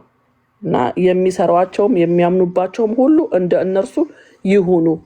ከዚህ የከፋ እንግዲህ ነገር የለም። መጽሐፍ ቅዱስ ራሱ ነው የሚናገረው። የሚሰሯቸውም የሚያምኑባቸውም ሁሉ እንደ እነርሱ ይሁኑ። መዝሙር 115 ከ4 እስከ 8 ይሄንን ነው የሚናገረው። እና አምላካችሁም እግዚአብሔር ከእናንተ ጋር የተማማለውን ቃል ኪዳን እንዳትረሱ። አምላክ እግዚአብሔር የከለከለውን በማናቸውም ቅርጽ የተቀረጸውን ምስል እንዳታደርጉ ተጠንቀቁ። አምላክህ እግዚአብሔር የሚባላ እሳት ቀናተኛም አምላክ ነው ነው የሚለው። በምንድን ነው በማን ነው የሚቀናው? በተለይ በዚህ በግዑዝ ነገር በተለይ ሁሉ በእርሱ ሆነ ከእርሱ ውጭ አንዳች የሆነ እንኳን የለም ነው የሚለውና ስለ ስዕል ስለ በዓሎቻቸው ምናምን እንጃ ተነግሮ ተወርቶ አያልቅምና ኤርሚዬ ማነው ቢኒሻዬ ካበዛው በጣም ይቅርታ። እንቀጥሉ። እሺ ኦኬ ቴንክ ዩ። አይ ችግር የለውም። ጸጋ ይብዛልሽ። እውነት ነው። አሁን ጥያቄው ምንድን ነው? ቤተክርስቲያኒቱ ከተጠያቂነት አታልፍም። ኦርቶዶክሳውያን በየቤታቸው ትልቅ ዲቤት ትንንሽ ዲቤቶች ተፈጥረዋል። በባልና በሚስት በልጆችና በወላጆች መካከል፣ በወንድምና በእህት መካከል፣ በወንድማማቾች መካከል ሁሉ በቃ ዲቤት በዲቤት ሆኗል። ለምን ሲባል እስከ ዛሬ የነበረው ይሄ ሁሉ ተረት ምን አለ ተገለጠ። ይሄ ሁሉ ተረት የተባለበት ደግሞ ትልቁ ሚስጥሩ ምንድን ነው? መጽሐፍ ቅዱስ አያችሁ ስታንዳርድ ስለሆነ በዛ ሲመዘን ተረት ሆኖ ተገኘ። ፌሪቴል በቃ ይሄ ዝም ብሎ ህፃናት እንኳን አንዳንዱ ለህፃን እንኳን አይመችም። በእውነት ከ18 ዓመት በላይ ካልሆናችሁ ልትሰሙት የተገባ አይደለም፣ ነውር ስላለበት። ስለዚህ ፖይንቱ ምንድን ነው? አሁንም ቤተክርስቲያኒቱ ከተጠያቂነት አትወጣም። አሁን ድረስ ይኸው እየጠበቅን ነው። የትኛው ገድል ነው ትክክል? ጥራት ይጎላችኋል ተብለዋል አይደል? የትኛው ነው የተጣራው? አምጡ። የትኛው ነውስ ያልተጣራው? አምጡት። የተጣራውን ካልተጣራው ለይተን እናየው ዘንድ አምጡት። ቴንክ ዩ። በወንጌላውያን አማኞች ላይ እኔ ቅሬታ ነኝ። ራሱ ቢኒያም ኤደን በሙሉ እዚህ ያሉት ማለት ነው። ዳጊ ሌላኛው ቢኒያም ቆይ ሚዩት አድርጊ። የለንደኑ ቢኒያም የሳውዝ አፍሪካ ቢኒያም ብለህ ብትል ማለት ከምስራቅ እስከ ምዕራብ ከሰሜን እስከ ደቡብ ለምን በሉን። ዲቤት በተደረገ ቀን አንድ ሰው ተጽዕኖ ፈጣሪ ከገስት ተስፈንጣሪም አላላችሁኝም። ግን እዚህ አሁን ቀጥሎ የማሰማችሁን ቪዲዮ ስሙት። እየቆየው ነው በጣም ብዙ ነገር የምሰማው። አንድ ጴንጤ ተጽዕኖ ፈጣሪም ከገስት ተስፈንጣሪም አላላችሁኝም። ወንድማችንን ግን እንዲህ ሲሉት ነበረ። ለቤተክርስቲያንማ አጀንዳችንን ነው ያስፈላብን። ይሄ ዱቄት ሰው እንናገራለን። በቃ ታውን እግዚአብሔርን እስከ መቼ እንታፈናለን? ታፍነዋል። እስከ መቼ? ስለምንወደው ብቻ ጥፋቱን ደብቀን ዝም ብለን ልናሽካብት አይገባም። ምንድነው ተጽዕኖ ፈጣሪ ራሱ ምንድነው የፈጠረው ተጽዕኖ? እኔ ብያለሁ ማሬ። እሱ ነው ሽሽት ያስተማረው። ዮኒ ማኛ ጋር በገድለ ተክለ ሃይማኖት ጉዳይ በተነጋገርንበት ሰዓት ላይ ከዚህ በኋላ አላወራም ብሎ እራሱ ነው ከገስት የወረደው። ተስፈንጣሪ ማለት ነው። መዝሙረ ያሬድ። ከዛስ ዮኒ ደግሞ እኔን እዛው ጋር ነቅየዋለሁ አለ እና አስወጣኝ ማለት ነው። እኔ እዛውን ቁጭ አልኩትኝ።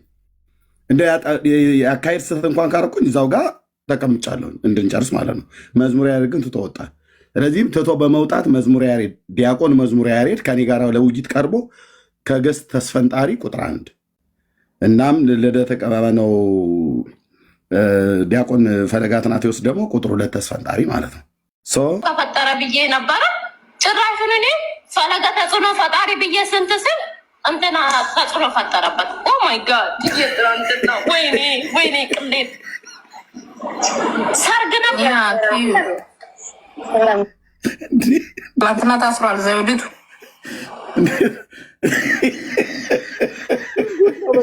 አንተ ለካ ብዙ ጉድ ነው ያለው።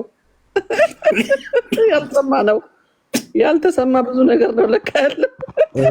ቴዲ ቤት የተነገረውን ቪዲዮ አለ፣ እሱንም አሰማኝ።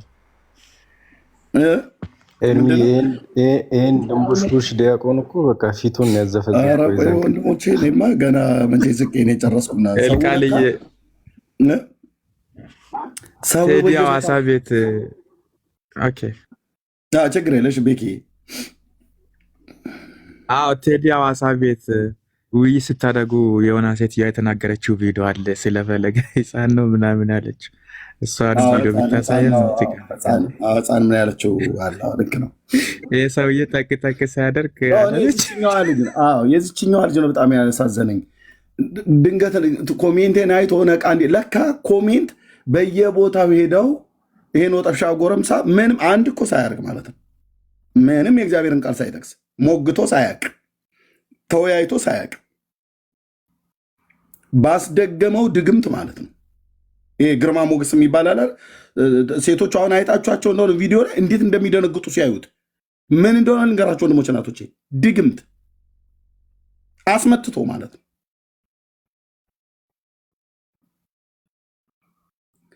አይታችኋቸው ሴቶቹ በሙሉ አሁን ሲያዩት እንትን ነው ደንግጠው ማለት ነው።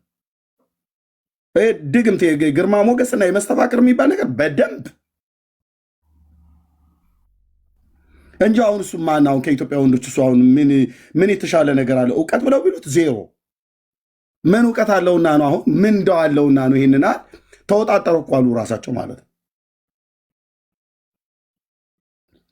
እንዲነቃ ብዬ ነበረ ተጽዕኖ ፈጣሪ ብዬ ስለው ለሱ ፈሌ ተጽዕኖ ፈጣሪ ብዬ ስለው እዛኛው ላይ ሰራበት፣ ያኛው ተጽዕኖ ፈጠረበት አለች። ለእሱ የተጻፈ ኮሜንት ለእኔ ሰራ ማለት ነው። መድኃኔዓለም ስራው ዞር ዋራ አይደል? ተቀላቀሉ እያሉ ጥሪ ያቀርቡ ነበረ። እዚህ ጋር ቪዲዮ በወቅቱ የነበረ እኔው ራሱ እዛ ጋር ተከታትያቸዋለሁ። ይኸውና ቃማት። ስለዚህ ከዚህ በፊት ፕሮቴስታንት ልጅ እንደዚህ አድርጋለች፣ ፍርድ ተሰጥቶበታል። ኤዳም ላይም ፍርድ ይሰጥበት፣ በህግ ትጠየቅ ነው። ሄዳችሁ እዩት። እንዲህ የማካበድ ጥቅ ትጠያለሽ። እንዴት እንደሚያ ኤደንን እንቃወማት። ስለዚህ ከዚህ በፊት ሁለተኛው ፖስት ያደረገችው ሚካኤል ሴጣንን ረግጦ ባቶቹና ጡንቾቹ እየታዩ የተሳሉ አሉ።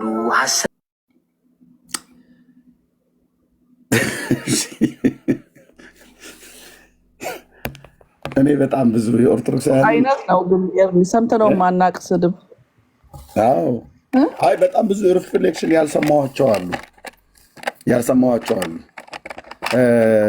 እንደው በእውነት ለመናገር እነ ቤኪ እዚው ከታች አለ የኛ ወንድም እና አጋፔ ያስቀመጡት ላይ ገብቼ አንዳንድ ኮሜንቶችን አይቼ ትንሽ ስቅ ያለው እንጂ ሪፍሌክሽን የኦርቶዶክሳውያኑን አልሰማሁም። እና ግን መስማት ፈልጋለሁ በእውነት የእውነት እኮ ነው ብዬ የምላችሁ መንፈሳዊ ነገሩ እና ከጀርባው እየተሰራ ያለው ነገር ኤልቃልዬ ኤርሚዬ አቤት ልታወራ እነዚህ ወንድሞችና እህቶች እነ ቴዶ ዘሩፋኤልም በዛ በውይይቱ ላይ እንደዛ ፈለገን አዋርደህናል፣ ተጽዕኖ አልፈጠርክም እያሉ ሲናገሩ እነ መዝሙር ያሬድ ግን ምን አደንዝዟቸው ነው እንደዛ ሲያሞግሱት የነበሩት? ምን ሆኖ ነው? አዎ አልሰማሁም። የነ አኬን የነ ጋዲሳ የነ ኢዮብ አልሰማሁም። የተናገሩት ካለ ማለት ነው። አይ ቲንክ ያክ ላይ እንኳን የተወሰነ የተደበሰበሰ ነገር ሲያወራ ሰምቼዋለሁ። ኦኬ ግድ ይናገሩ ማለት አይደለም። ግን አንድ ነገር የምነግራችሁ ሕያው እግዚአብሔር ምስክር ነው አልኩ። በዚሁ በእኛው ትውልድ እንኳን ገድላትና ስዕላትን አንቀበልም ብሎ የሚል ትውልድ እዛው ቤተክርስቲያን ውስጥ ተነስቷል። ታፍነናል እኮ አለች። አሁን የተናገረችው ታፍነናል፣ እንድናገር ይፈቀድልን። አየህ ምእመኑ ከታች ታፍነናል ብሎ ይላል። ብፁዕ አቡነ ገብርኤል ከላይ ቤቱ ገፊ ነው እያሉ የምትገፋበትና የምትታፈንበት ቤት ነው ኦርቶዶክስ። የእውነት ለመናገር ስም ለማጥፋት አይደለም። እውነትን ከተናገር ስለ እውነት ካልክ የምትገፋበትና የምትታፈንበት ቤት ነው። እንዳትናገር አፈን ያስተባላል። በደንብ ነው የምነግራችሁ።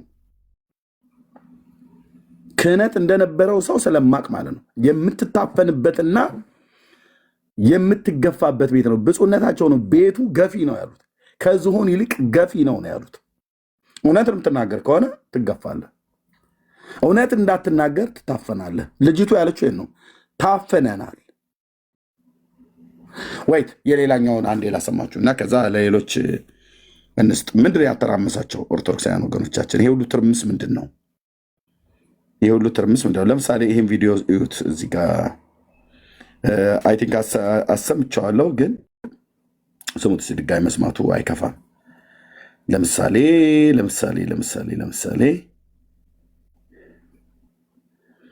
የታለ? አዎ ይህን ቪዲዮ እስኪዩት። ምንድን ነው ያለችው? አሁን የቀድሞ የሰማችኋት ታፍነናል ብላለች። እዚህስ ምን ትላለች? እዚህስ ምን ይላሉ? ስራውን ሰርቷል። ኤርሚያስ ስራውን ሰርቷል። ኤርሚያስ ስራውን ሰርቶ ኢቨን የኦርቶዶክስ እምነት ተከታዮች ራሱ ጥርጣሬ ውስጥ እንዲገቡ አድርጎ ነው የወጣ። እንደ ጴንጤኔታ ሰድቦኝ ሃይማኖቴን ፕሮቴስታንት ገለባ ነው ምንም እውቀት የላቸውም ብሎ ራሱ ነው ፈክሮ የገባው። አሁንም እንድትሉ እንፈልጋለን። ፕሮቴስታንት ገለባ ነው፣ ዳጊ ገለባ ነው፣ ኤርሚያስ ገለባ ነው፣ ወይ ቢኒያም ፓስተሮችም ገለባ ናቸው። የፈለጋችሁትን ማለት ትችላላችሁ። ሜዳው ላይ ግን ያገናኘን እና ተነጋግሮን ምናምን ነገር አንድ ከኔ ጋር የተነጋገርነው ላይቡን ትቀበለኛለህ አለኝ። አዎ አልኩት። በቃ ይህን ተነጋግረናል። የት ይሁን ብለህ ስል ቴዲ ቤት ይሁን፣ ይህን ተነጋግረናል። እዛው እርስ በርሳችሁ ተነጋገሩ። ከጴንጤ ጋራ ጫማ ማለካካት ይቅርባችሁ ኦርቶዶክሳውያን ወንድሞቼ እናቶቼ። በእውነት እንደ ትናንትናው ዲያቆን ሆኜ ወደኋላ ተመልሼ በምናብ ልንገራችሁ። ከጴንጤ ጋራ በእውነት ነው ብዬ የምላችሁ፣ ቆም ብላችሁ አስቡ። ለጉራ አይደለም የምነግራችሁ፣ ለምን እንደሆነ ልንገራችሁ።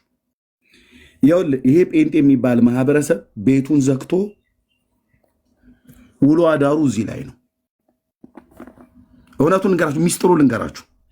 ውሎ አዳራቸው እዚህ ላይ ነው። ጴንጤዎቹ ቤት ዘግተው በቤታቸው እነሱ ቤት ዘግተው ዝሙት እናንተ ቤት ዘግተው ዝሙት ይሰራሉ ብላችሁ ስትሏቸው ጴንጤው ቤቱን ዘግቶ እዚህ ላይ ነው የሚውለው። ኢሳያስ ምን አለ? በኤርምያስ ጋር ምን አለ? ሕዝቅኤል ምን አለ? ማቴዎስ ላይ ምን አለ? እንደዚህ እያሉ ነው የሚውሉት።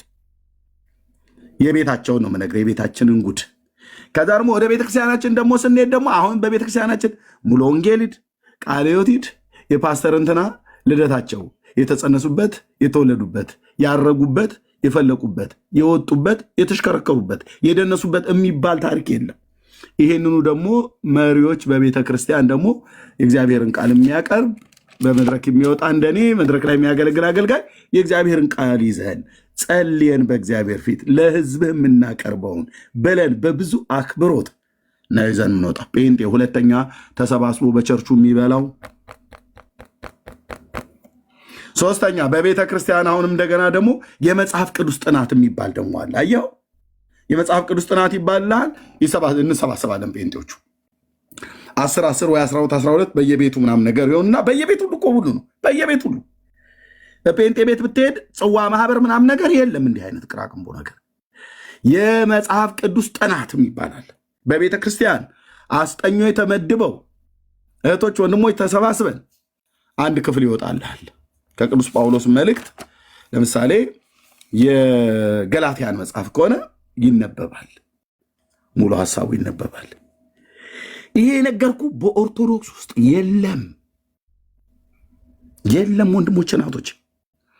እዚህ ጴንጤ ቤት ግን ይነበብልሃል ሙሉን ሐሳብ ተጸልዮ ምዕራፍ 1 ገላትያ እስከ ቁጥር 24 ድረስ ይነበብልሃል። እዛና መስገን ጸልይ ተብሎ ይባላል።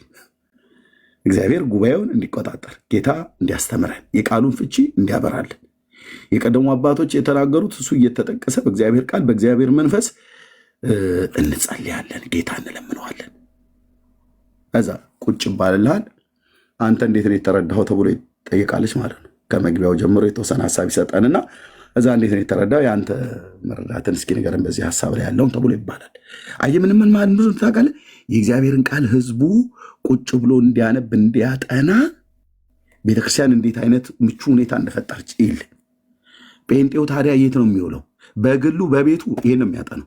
በህብረት ቸርች ተገናኝቶ ይሄን ነው የሚያጠነው። ቸርች ሄዶ ይሄን ነው የሚሰብከው፣ ይሄን ነው የሚማረው።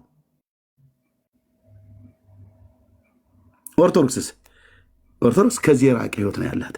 የመጽሐፍ ቅዱስ ጥናት የለም፣ ስብከት ትምህርት የለም። ለሚጠይቀኝ ሁሉ መልስ አለኝ። የለም አልኩ። አውደ ምሕረቱ ላይ የለም፣ ስብከትና ትምህርት የለም። በስመ አብ ወወልድ ወመንፈስ ቅዱስ አሐዱ አምላክ ተብሎ ተጀምሮ እኮ ምን እንደሚወራ እናውቃለን። ኦኬ ኦርቶዶክስ ያለው ሰኞም ማክሰኞም ሮብም ሐሙስም ይሄን ነው የምታነበው። ዘይትነበብ በዕለተ ሰሉስ ያልክ ይሄን ነው የምታነበው። እዛ ያለፈ ነገር ከተባልክ ሰላም ለዝክረ ስምከ ዘይረክቦ ተፍጻሜተ መላእክተ ሰማይ ወምድር ለለመዱ ሰባተ መድኃኔዓለም ክርስቶስ እንተ አቅረብኩ ንስቲተ ዘሰተይ ከበንቲአከ ከርቤ ውሃ ሞተ በሞተ ዚአከ ከመ ትቅትል ሞተ ድርሳነ ማነው መልክዓ መድኃኔዓለም። ወይ ደግሞ በጣም ካህን እሱ ካህንም ከሆነ ማለት ነው ዲያቆን ከሆነ ሰላም ለዝክረ ስምኪ አዋዝ የማርያምን ማለት ነው። ሰላም ለዝክረ ስምኪ አዋዝ እምነ ከልበኒ ወቁስ ወእምነ ሰልበት ሙዝ ማርያም ድንግል ለባሲታ ቤትእዛዝ። ምን ያገናኘዋል ከኔ ህይወት ጋር? ምንም። ለባሲታ ቤትእዛዝ ይስቄን ይለለጽባሁ ወይነ ፍቅረ ከያዚስ። አቤቱ ጌታዬ እኔ ምንድን ነው የሚተርፈኝ? ምንም። የሆነ ሰውዬ ግጥም ገጥሞ የጻፈው ማለት ነው። ሰላም ለአስናንኪ ይልልሃል ይመጣል። አሁን ይህንን ሰላም ለአስናንኪ ሰላም ለልሳንኪ ሲል የሚውል ትውልድ ከጴንጤው ጋር ተገናኘላ። የአምላኩን የእግዚአብሔርን ቃል ጥርግ አድርጎ የበላው ሁሉ የእግዚአብሔር ቃል ነው። ቢያጋሳ የእግዚአብሔርን ቃል ነው። ቢናገር የእግዚአብሔርን ቃል ነው። ኢየሱስ ያድናል ነው። የእግዚአብሔር ምሕረቱ የቸርነቱ ብዛት ፍቅሩና ርኅራኄው እግዚአብሔር በልጁ በክርስቶስ ኢየሱስ በኩል ጽድቁን ለአሕዛብ ገልጧል ብሎ የሚል እዚህ የተዘጋጀ የኤርሚያስ ወገን የሆነው ጴንጤ ታጥቆልህ ቁጭ። ይሄንን ተመግቦ ይሄንን የእግዚአብሔርን ቃል ታጥቆ አይጎርርም ጴንጤ። መናፍቅ ስትለው ጌታ ይባርክ ነው ብሎ የሚለው ምንም አይንጨረጨርም ከአንተ ጋር ምንም። መናፍቅ ስትለው ጌታ ይባርክ። ጴንጤ እኮ ገለባ ነው መጽሐፍ ቅዱስ አያውቅም ብለህ ስትል ያው ፈለገ አትናትዮስ ላይ የደረሰ መዓት ላላይ ይወርድብሃል ማለት ነው። ሞክሩ። ሌሎች ወንድሞቼ ጋር ሄዱና ሲሞክሩ ይኸው ዳጊ አይደል የመጋቢ ብሉይን ያንቀጠቀጠው የጉባኤ ቤት መምህሩ ኤፍሬም ባለ ጊዜ አይደል ሲጫወትባቸው የሚውለው ቲክታክ ላይ እንዴ ሜሎስ አይደል ጢባ ጢቤ ሲጫወትባቸው የሚውለው የሚመልሱት አጣው። ይኸው ቃሌ አይደል እንዴ አባቱ ዛሬ ምንድን ነው ያለው? የተቆረጠ ቪዲዮ ነው የሰማሁት። ምንድን ነው ያለው? ሊቃውንቱ የራስ እግሩን ይብላ ነው ምናምን ነገር እኮ ነው ብሎ ያለው። የራሱ ጉዳይ ነው ያለው። ሊቃውንቱን ጠቅሶበት ማለት አልቀበልም ማለት this is ኦርቶዶክስ ይላል ኤርሚያስ በየማዕከል እየመጣ this is ኦርቶዶክስ። ስለዚህ እውነት ልንገራችሁ ኦርቶዶክሳውያን ከጴንጤ ጋራ በዘመንኞቹ በወጣቶቹ ንግግር ሳፋጣ አቁሙ። ለምን መሰለህ? አንተ ይሄን የበላኸው ጴንጤ ይሄን የበላው። ይሄ ቃል ደግሞ መንፈስም ህይወትም ነው። ይሄ ቃል መዶሻ ነው። መዶሻ ይዘህ መዶሻ ከያዘ ሰው ጋራ ብሎኬት ድንጋይ ይዘህ ብትመጣ በመዶሻው ከስክሾ ይጠልልሃል ማለት ነው። ለዚህ የኃይል ሚዛን አልተመጣጠንም ብለው የሚሉት ማለት ነው። ቆም ብላችሁ አስቡ። ጌታ ኢየሱስ ምስክር ነው አልኩ። ይኸው እኔ ድፍን ከ25 እስከ 27 ዓመት ሆኔ በጌታ ኮንኩኝ። በእነዚህ ዘመናት መካከል እማነበውን መጽሐፍ ይሄን ነው። የማጠናው መጽሐፍ ይሄ ነው። የህይወቴ መመሪያ ይሄ ነው። ወደ ጌታም በመጣሁበት ጊዜ ጴንጤዎቹ ያሉኝ አትንቀሽቀሽ፣ ወዲያ ወዲህ አትሯሯጥ እና ቁጭ በልና አንብብ አላሉኝ። ቁጭ ብለህ አንብብ እና ቃሉን ደግሞ አሰላስላ ያነበብከውን ከዛም ኑረው። ከዛስ ጾምና ጸሎት ይዘህ በእግዚአብሔር ፊት ጸልይ። የመከሩኝ ምክር ክፉ ባልንጀሮች ጓደኞች ካሉ ከነሱ ተለይ። አየህ የጴንጤ ምክር እውነቴን ነው ብዬ የምላችሁ የምትሰማቸው ነገሮች ለይ። እንዲህ ነው የነገሩኝ። ይኸው በፊቱ የቆምኩት የኤልያስ አምላክ እግዚአብሔር ምስክር ነው። መጽሐፍ ቅዱስን አንብብ፣ ጊዜ ወስደ አስተምረኝ በለው። በቤት ስትጠራው ጌታ ይሰማሃል። ኦልሬዲ ልብህን ከፍተህ ስለተቀበልከው አንተ ውስጥ ነው ያለው። አስተምረኝ በለው አሉኝ። እውነትም አስተምረኝ ብዬ አልኩታ። አስተምረኝ ጌታዬ፣ የቃልን ፍቻ አብራልኝ። እንዴት እንደሚጸልዩ ጉባኤ ውስጥ አያቸው ነበር ገና በመጣሁበት ጊዜ ወደ ጌታ። ጸሎት ደግሞ አሁን ኦርቶዶክስ ጋር አለ ብለህ ትላለህ። ይህን እኮ ነው የምንደግመው እኛ እዛ የማይመለከተን ሁሉ ማለት ነው። በሰኔ 21 ቀን በመካነ መቃብሩ በጎልጎታ ስትጸልይ እንዲህ አለች ብሎ ይጀምርላል። በቀይ በጥቁር እስክሪብቶ የተጻፈ ማለት ነው። ጸሎት እዚህ ነው እንጂ ያለው ጸሎት እዚህ ጴንጤው ቤት ነው አንተ የሚጸለየው። አቤት ጌታ በብዙ እንባ ሆነው ጉባኤ ላይ የሚጸልዩት ጸሎት በጌታ በኢየሱስ ክርስቶስ ፈዝዝ እኮ ብዬ ነበረ ሰማቸው የነበረው አያቸው ነበር። ለጸሎት ያላቸው ምላሽ የሚጸልዩት ጸሎት መጽሐፍ ቅዱሳዊ መሆኑ እግዚአብሔርን በእንዴት አይነት ቃላት በተከሸኑ ቃላቶች በእንዴት አይነት መጽሐፍ ቅዱሳዊ ቃል እንዴት እንደሚጸልዩ ፓስተር አላዛር ይባቤን ቁጭ ብዬ ነበር ጉባኤ ውስጥ እኛ ጋር ሲመጣ ገና ያኔ ገና በጌታ ልጅ ነኝ፣ ደህንነት ገና እየተማርኩልህ ነው እና መተወዛ ሲሰብክ አይኔን ከፍቼ ነበር አየው የነበረው። ገና አዲስ ክርስቲያን ነኝ። አይኔን ከፍቼ ወንድሞቼ ናቶች አይኔን ከፍቼ አየው ነበር። አላዛር ፓስተር አላዛር ይባቤ እግዚአብሔር ሰው እዛ መጥቶ ሲጸልዩ አንተ ለእኔ ታቅላ ጸሎት የሚለው ቅድም ያልኩ መልካ መልኮችና ዳዊትን እንደዚህ ነው ድርሳን ምናምን ነገር ጸሎት እዚህ ነው ያለው። ጸሎት እዚህ ነው ያለው። በዚያን ጊዜ ፓስተር በሚጸልይበት ጊዜ እኔ በጌታ የነበርኩበት ዘመን ማለት ነው። እስቲ እዚህ ጋር ካገኘሁት ሊንኩን ላሳያችሁ። ሎዛ ከዚህ ቤት ልካልኝ ነበር።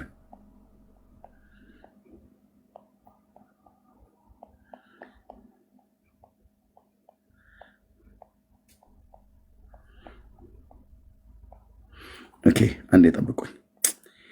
ይህችን ልብስ አረሳትን ፓስተር አላዛር መጥቶ እኛ ጋር በሚጸልይ ሰዓት በሚያገለግለ ሰዓት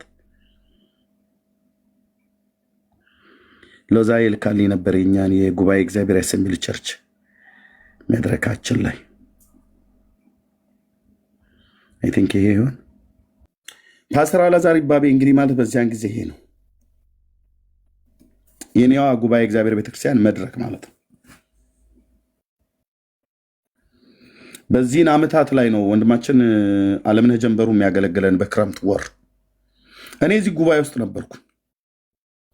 የሚለብሳቸውን ልብሶች ሁሉ ጭምር ነበር የማስታውሰው እና በሚጸልዩ ሰዓት ጉባኤ ውስጥ ቆሜም ከሆነ ፍጥጥ አድርጌ አይኖቻችንን ጨፍን ብሎ ሲል በቃ የሆነ ቴፕ ሪከርደር የተከፈተ ነው ይመስል።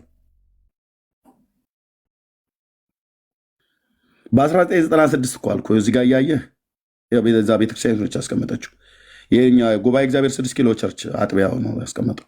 ሰብስክራይብ አድርጌዋለሁ።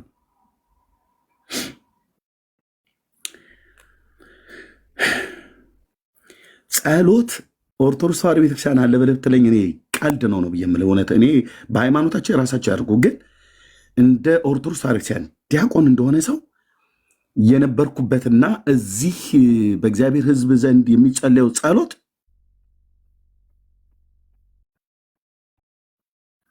አይገናኝም።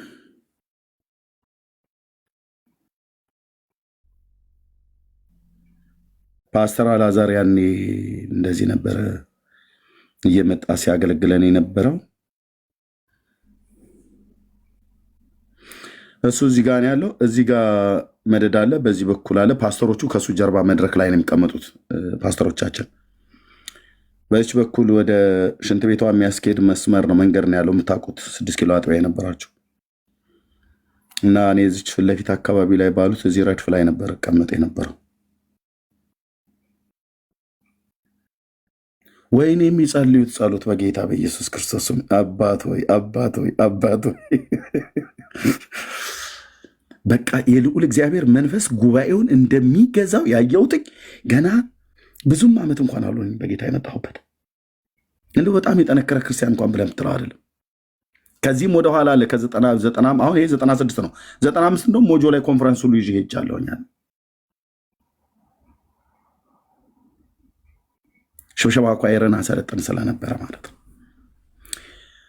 ጸሎቱ ዛሬ ያለው እና አንዱ በቃ ፈጠጥ ብዬ የሚናገረውን ነገር ለመስማት አቤት አማርኛ አቤት እንዴት ደስ እንደሚል ያውቃል። አላዛር የጸለየው ጸሎት ቢኖር እዚህ በከፈትኩ ነበረ። የሚጸለየው የጸለይበት ካለ እንደው በትልኩልኝ ደስ ባላይ ነበር። ይታወቃል።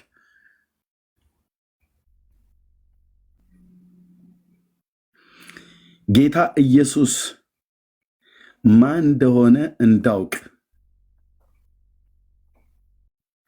በጸሎቱም በስብከቱም በትምህርቱም ውስጤ ጌታን ወድጄው እንድቀር ካደረጉ አገልጋዮች አንዱ ፓስተር አላዛር ይባቤ ነው።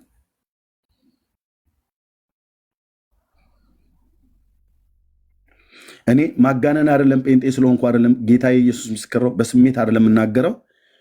ካፉ የሚወጣ የጸጋ ቃል በጌታ በኢየሱስ ክርስቶስ እንዴት በቃ ወንድሞች እናቶች፣ የት ነው የገባሁት? ካሴት ነው የተከፈተው ብዬ እንዳለ ለራሱ ነው የሚያወራው። ህዝቡ ሁሉ እየጸለየ ነው፣ እኔ እያየሁት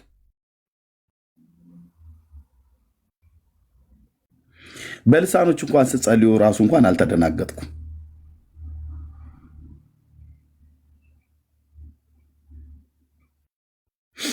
ባይዘው መርጌታ ክብር ለኢየሱስ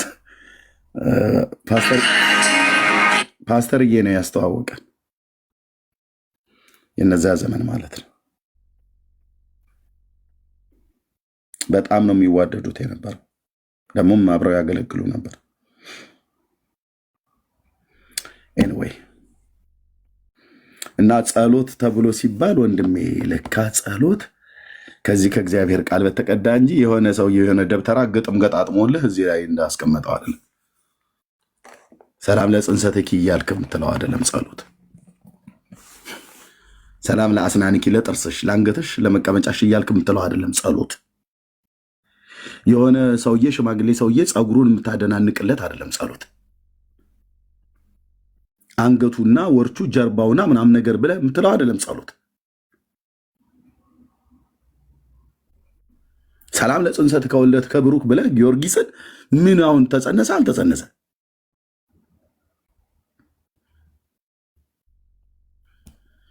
ሰላም ለጽንሰት ከወለት ከብሩክ በበዓለ ቅድስት ድንግል ወመስቀለ ክርስቶስ አምላክ ገባሬ መንክርያት ጊዮርጊስ በአውደ ዱዲያኖስ። ምን ይጠቅመኛል? ምን ይጠቅመኛል? እኔ ክርስቶስ ለሞተልኝ ሰውዬ ይህንን ሁሉ ቀን ማነብነብ ምን ይጠቅመናል? ስለዚህ ስብከትና ትምህርት ያለው እውነት ጸሎት ያለው ጴንጤ ቤት ነው። ጌታ ኢየሱስ ምስክር እኮ አልኩ፣ ጴንጤ ቤት ነው።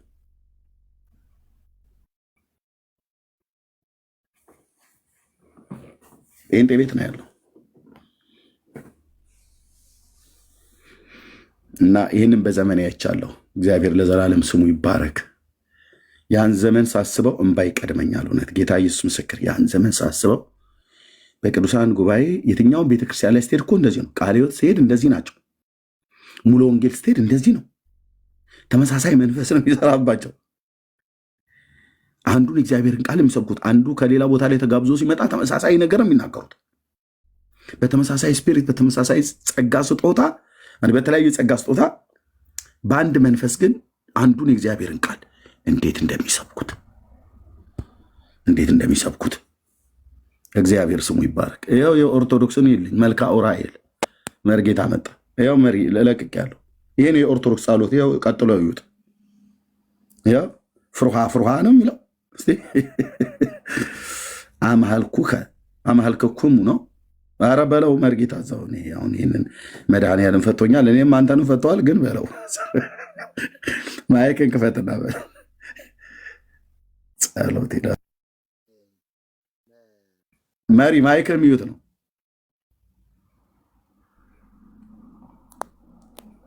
አይሰማም፣ ድምፅህ አይሰማም፣ ርቋል ድምፅህ።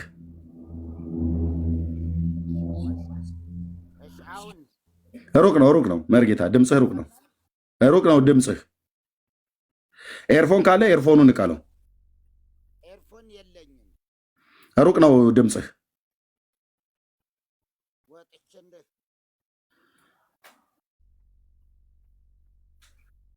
ያው መልካ ኡራኤል ይዩት። ከዚህ በኋላ ታያታላችሁ። እናሳያችኋለን። መልካ ኢየሱስ መልካም ሰይፈ መለኮት ድርሳናት ኤኮሳቱን ሁሉ ጭምር ማለት ነው። እሺ መሪ ድምፅ ይሰማል? ያንተ በደንብ ነው የሚሰማኝ እኮ። ያንተ ርቋላ። እንዴት እናድርግ? ካሜራውን ተጠንቀቅ። አሁንስ ሩቅ ነው፣ እንደ ድሮ አይደለም። ያንተ ሞገስ ያለው ድምፅ አልወጣም።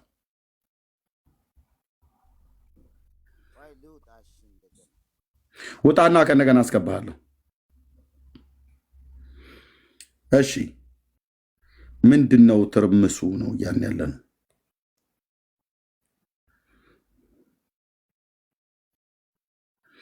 መሪ ስልክህን ሪስታርት አድርገው።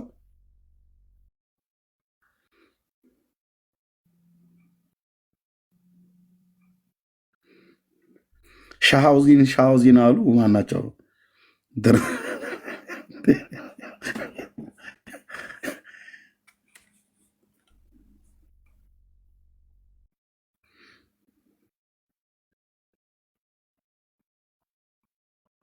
እግዚአብሔር ስም ይባረክ። በእውነት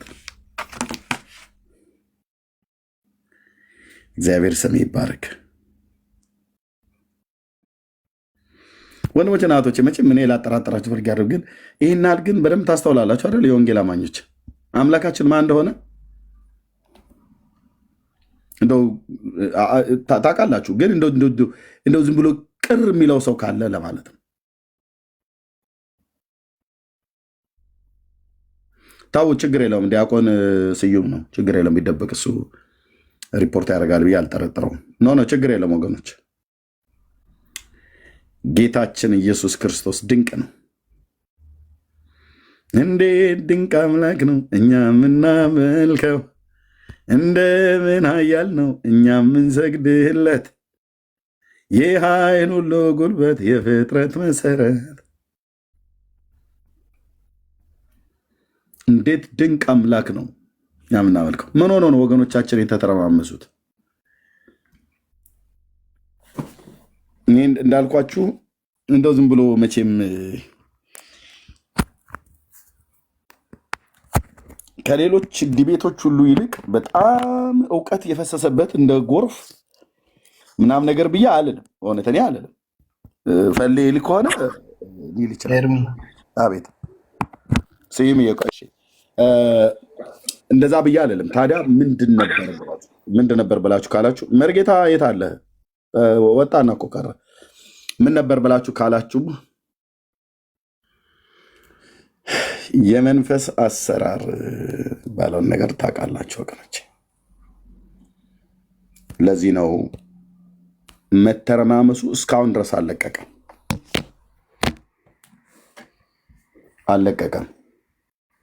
ይኸው ቻሌንጁን እኮ ተቀላቀሉን አሉ፣ የስዕሉን ማለት ነው። እኛ ስዕል መቅደድ ትክክል አይደለም ብለን እንላለን፣ የእውነት ለመናገር ማለት ነው። ግን ኦርቶዶክሳውያኑ ናቸው ራሱ የስዕል መቅደድ ቻሌንጅ ብለው ይኸው ቪዲዮ የሰሩት ማለት ነው። ምንድነው ታዲያ ብለህ ካልከኝ፣ በቃ ይኸውልህ ከዚህ በኋላ የሰው እጅ ስራዎች የኤልያስ አምላክ ምስክር ነው አልኩ። በእኔ ዘመን ታሪክ ይሆናሉ፣ በአንተ ዘመን ታሪክ ይሆናሉ። ሲጀምር ሰው ከቤቱ ከማስወጣቱ በፊት ከልቡ ውስጥ ነው የሚያስወጣው። ከልባቸው ውስጥ እያወጧቸው ነው። ራጉኤል ባለጠልሰሙ ማለት ነው። ይሄ ባለጠልሰሙ መልክዓ ራጉኤል ማለት ይሄ ቱላዳን የሚባለው መጽሐፍ ነው። ታውቃላችሁ? ቱላዳን ወደ መጨረሻ አካባቢ ቱላዳን ካላችሁ የምታገኙት ይሄ ነው። ሙሉ በሙሉ ነው እዛ የተጻፈው። ምክንያቱስ ከመዝሙረ ዳዊት ቀጥሎ አንደኛ መዝሙረ ዳዊት ነው የጸሎት መጽሐፍ የሚባለው። ሁለተኛው ደግሞ ቱላዳን ነው። ቱላዳን ገዳም ውስጥ ያሉ መነኮሳት የማይለያቸው የጸሎት መጽሐፍ ነው። ምን እያሉ ነው የሚጸልዩ? ግን ይኸው በጣም የሚገርም ይመስጣል እኮ። ክርስቶስ የሚላለው እግዚአብሔር የሚላለ መንፈስ ቅዱስ አለ። ይሁት አብ ወልድ ወመንፈስ ቅዱስ ቀዳሚሁ ቃል ውእቱ ወውእቱ ቃል ሀበ እግዚአብሔር ውእቱ ወእግዚአብሔር ውእቱ። አያችሁ፣ የዮሐንስ ወንጌል የመጀመሪያው እንደማለት ነው እኮ ምዕራፍ 1 ማለት ነው። ይኸው በጉኡ ለእግዚአብሔር ዘየአትት ኃጢአት ዓለም። የሚገርም ራሱ እኮ እንትን ነው እኮ የሚመስለው ለማጭበርበር ይሁን። ይኸው ነዋ በጉኡ ለእግዚአብሔር ዘየአትት ኃጢአተ ዓለም፣ የዓለምን ኃጢአት የሚያስወግድ የእግዚአብሔር በግ እንሆ። ሃናይ ቢጣናይ ሊም በዓሌግ ለኡግአ ለኡግበ ሓናሂ ጠላና ላሂም ነዋ በጉ ለእግዚአብሔር ዘየአትት ኃጢአተ ዓለም። ከዛስ የእዚአሁ ሴቃ ኤቃ እንጂ ኤቃ ቤቃ አህያ ሸራህያ ኤልሻዳይ የውጣ ቤጣ ዶዮናጥ አልፋ ወኦ ኢየሱስ ክርስቶስ ወልደ እግዚአብሔር ሕያው እንዲህ እያለ ይሄዳል። ይውላችሁ አስተፋቀረኒ እቀበኒ እምኩሉ ተጻራሪ። ከዛስ ይሄዳል ለናቡከደነፆር ዘልበ ዲያብሎስ ፍሩሃ አምሃልክክሙ ወአጐዝክክሙ ሳዶር አላዶር ዳናት አዴራ ሮዳስ በአምስቱ ቅንዋተ መስቀሉ ለእግዚእነ ኢየሱስ ክርስቶስ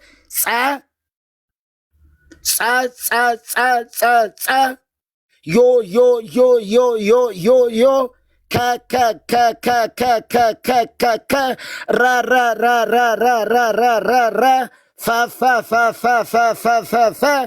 በኃይለ እሉ አስማቲከ እነዚህ ያንተ ስሞች ናቸው አለ።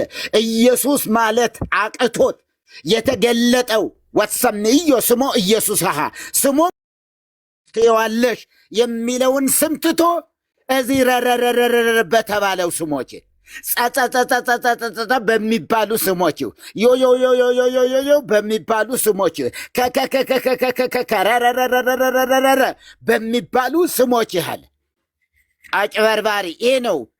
ይሄ የድግምቱ ዓለም ከድግም ደጋሚዎቹ መኑስምኬ እያሉ በየጠጅ ቤቱ በየአረቅ ቤቱ ድሮ የሴት ወይዛዝርት እና እየሄዱ በዚህ ነበር የሚያጭበረብሩበት።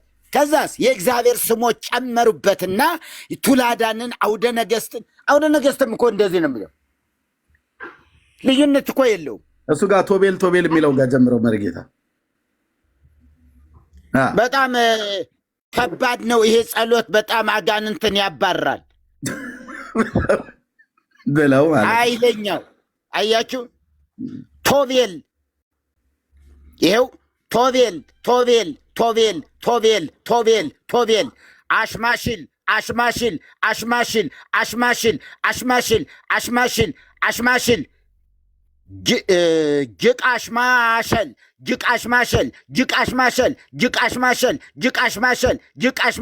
ጅቃሽማሸል ድረሽማኤል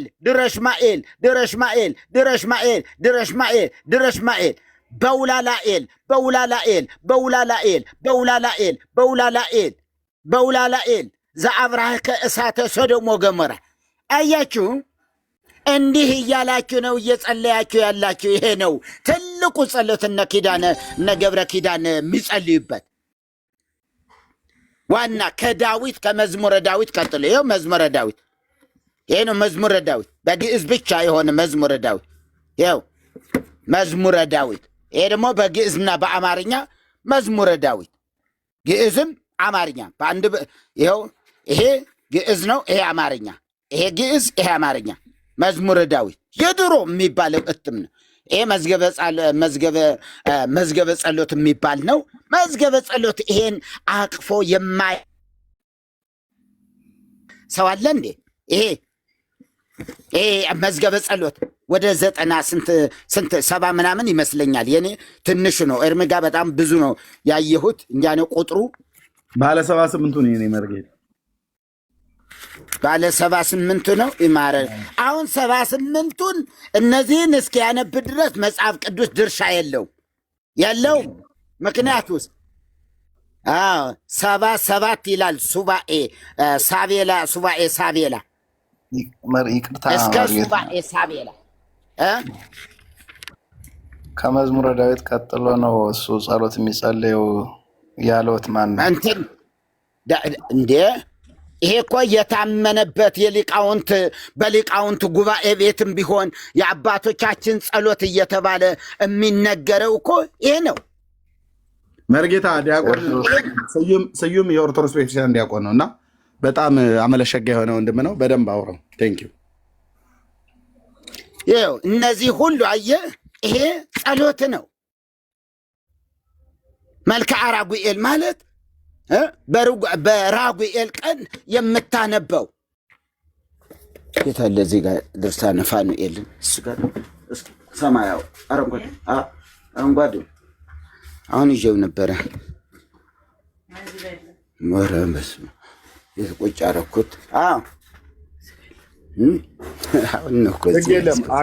አጠገቤ ያገኘኸው የማን ነው? የፋኑኤል ይኸው እና ይኸውልህ እነዚህ ሁሉ የምታያቸው የጸሎት መጽሐፍ ናቸው።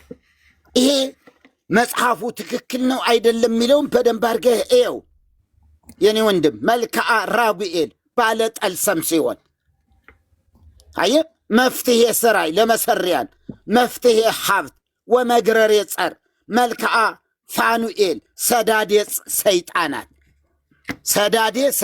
ሰይጣናት አጋንንትን የሚያባርር ማለት ነው። ሰይጣናት አይባዛም።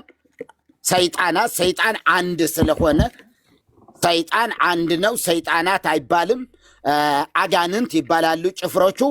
እና አየህ እነዚህ ይሄ የዚያ መጽሐፍ ነው፣ የጸሎቱ ክፍል ነው። ይሄ ቱላዳን የምታገኘው ይሄ ነው፣ መጽሐፈ ቱላዳን።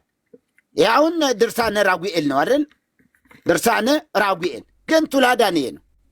ይኸውልህ ይሄ ነው ቱላዳን፣ ይሄ ነው ቱላዳን የሚባለው።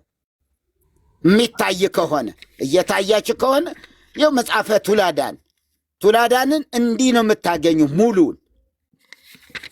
ይኸው ይሄ የሚገርማችሁ አላቀውም ነበረ እንትኑና ባለፈው የዛሬ 2 ሳምንት ይመስለኛል ጊዮርጊስ ሄደን ነበረ ከፍቅረ ጋር ከፋሬስ ጋር ሄደን ነበርና እስኪ ቱላዳንን ገዝቼ ልምጣ ብዬ አብረን ሄድን። በኋላ ገለጥ ሳደርገው ይሄው ራሱ ይሄ ዋና ቱላዳን የሚባለው መጽሐፈ ቱላዳንን አንብቡ ይላሉ። መጽሐፈ ቱላዳን ዋና የጸሎት ግን ምንድን ነው የሚለው? ይኸው እንዴት አድርጎ ይነበባል እናንተ? ይሄ የሚነበብህ ከሆነ በጣም ከባድ ነው። ይኸውልህ ይሄ አሁን ጸሎት ነው፣ ትልቁ ጸሎት። ምንድን ነው የሚሰማ? ይሄን እያነበብክ ምንድን ነው እዚህ ጋር ያለው? ምንድን ነው የሚሰማን? ይሄ መልአክ ነው እንበለው። ጌታ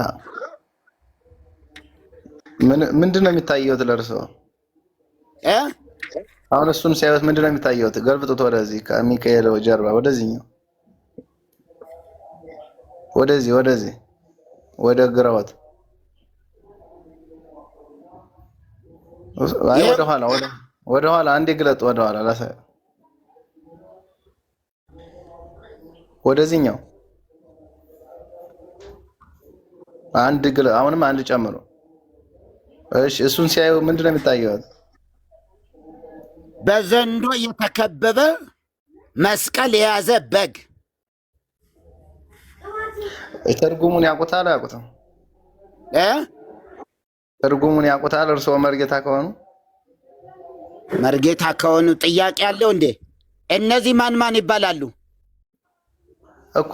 እሱን እንዲያብራሩት ነበር እኮ። ማን ማን ናቸው ነው ያልኩ መጀመሪያ። የእሱ ትርጉም ይንገሩን መጀመሪያ ነው እኔ ያልኩት። ልነግርህ ነው እኮ ማን ማን ነው የሚባሉ ነው ያልኩ። ይሄን ስማቸውን ንገረኝ። ምንም እኮ ችግር የለውም። እኔ ለምን እናገራለሁ? እኔ እኮ የጠየቅኩት ነው እንታየ። ይኸውልህ እነዚህ ብሄሞትና ሌዋታን ይባላሉ። ብሄሞትና ሌዋታን ብሄሞትና ሌዋታን መጽሐፍ ቅዱስ ላይ አሉ። ስለዚህ እዚህ ጋር የምታየው ቆየኝ፣ እነሱን ላሳይህ። ብሄሞትና ሌዋታንን እነዚህ ይሄም ይኸው ይሄ መቼም በግ አይደለም። ይሄ የምታየው በግ እንዳይመስል። መርጌታ ቆይ፣ ብሄሞትና ሌዋታን እኮ የሚባሉት በኦርቶዶክስ ተዋሕዶ ቤተክርስቲያን 80 አሐዱ መጽሐፍ ቅዱስ ዲትሮካኖኒካል በተባለው ላይ ለጻድቃን እኮ መብል የሆኑ ዘንድ የተፈጠሩ ዘንዶች እኮ ናቸው። የኦርቶዶክስ ጻድቃኖች የሚበሏቸው ዘንዶች ናቸው እኮ። የሚገርም ነው። ለምግብነት ይበሏቸዋል ጻድቃኖቹ። የኦርቶዶክስ ጻድቃኖች የሚበሏቸው ከሚበሏቸው አንዱ ሁለቱ ዘንዶች ነው። ወንድም አለም ጋሼ ኤርምዬ ቆይ አንዴ። አይ ለምግብነት የተፈጠሩ ነው። ትዝ ብሎኝ ነው። ካሜራ ከፍቼ ማሳየት እችላለሁ። ዘንዶቹን የኦርቶዶክስ ጻድቃኖች የሚበሏቸው ናቸው። የሚገርም። እኔ እንደሱ አሁን አንብቤ አላቅም። ይሄው ላሳይ። ቆይ መርጌታ ሆልድ አድርገውና አንዴ የንታ ጋር አሁን እኔ ስለ እነዚህ ስለማያቸው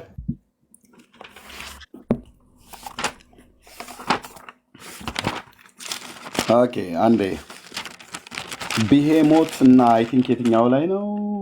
አዎ ኦኬ ይሄው መርጌታ ተናገር እውነቱን ያለ መረጃ እዝራሱ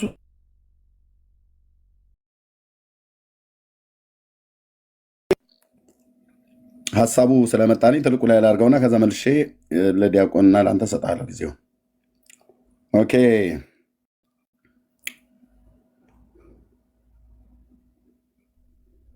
ኦኬ ካሜራ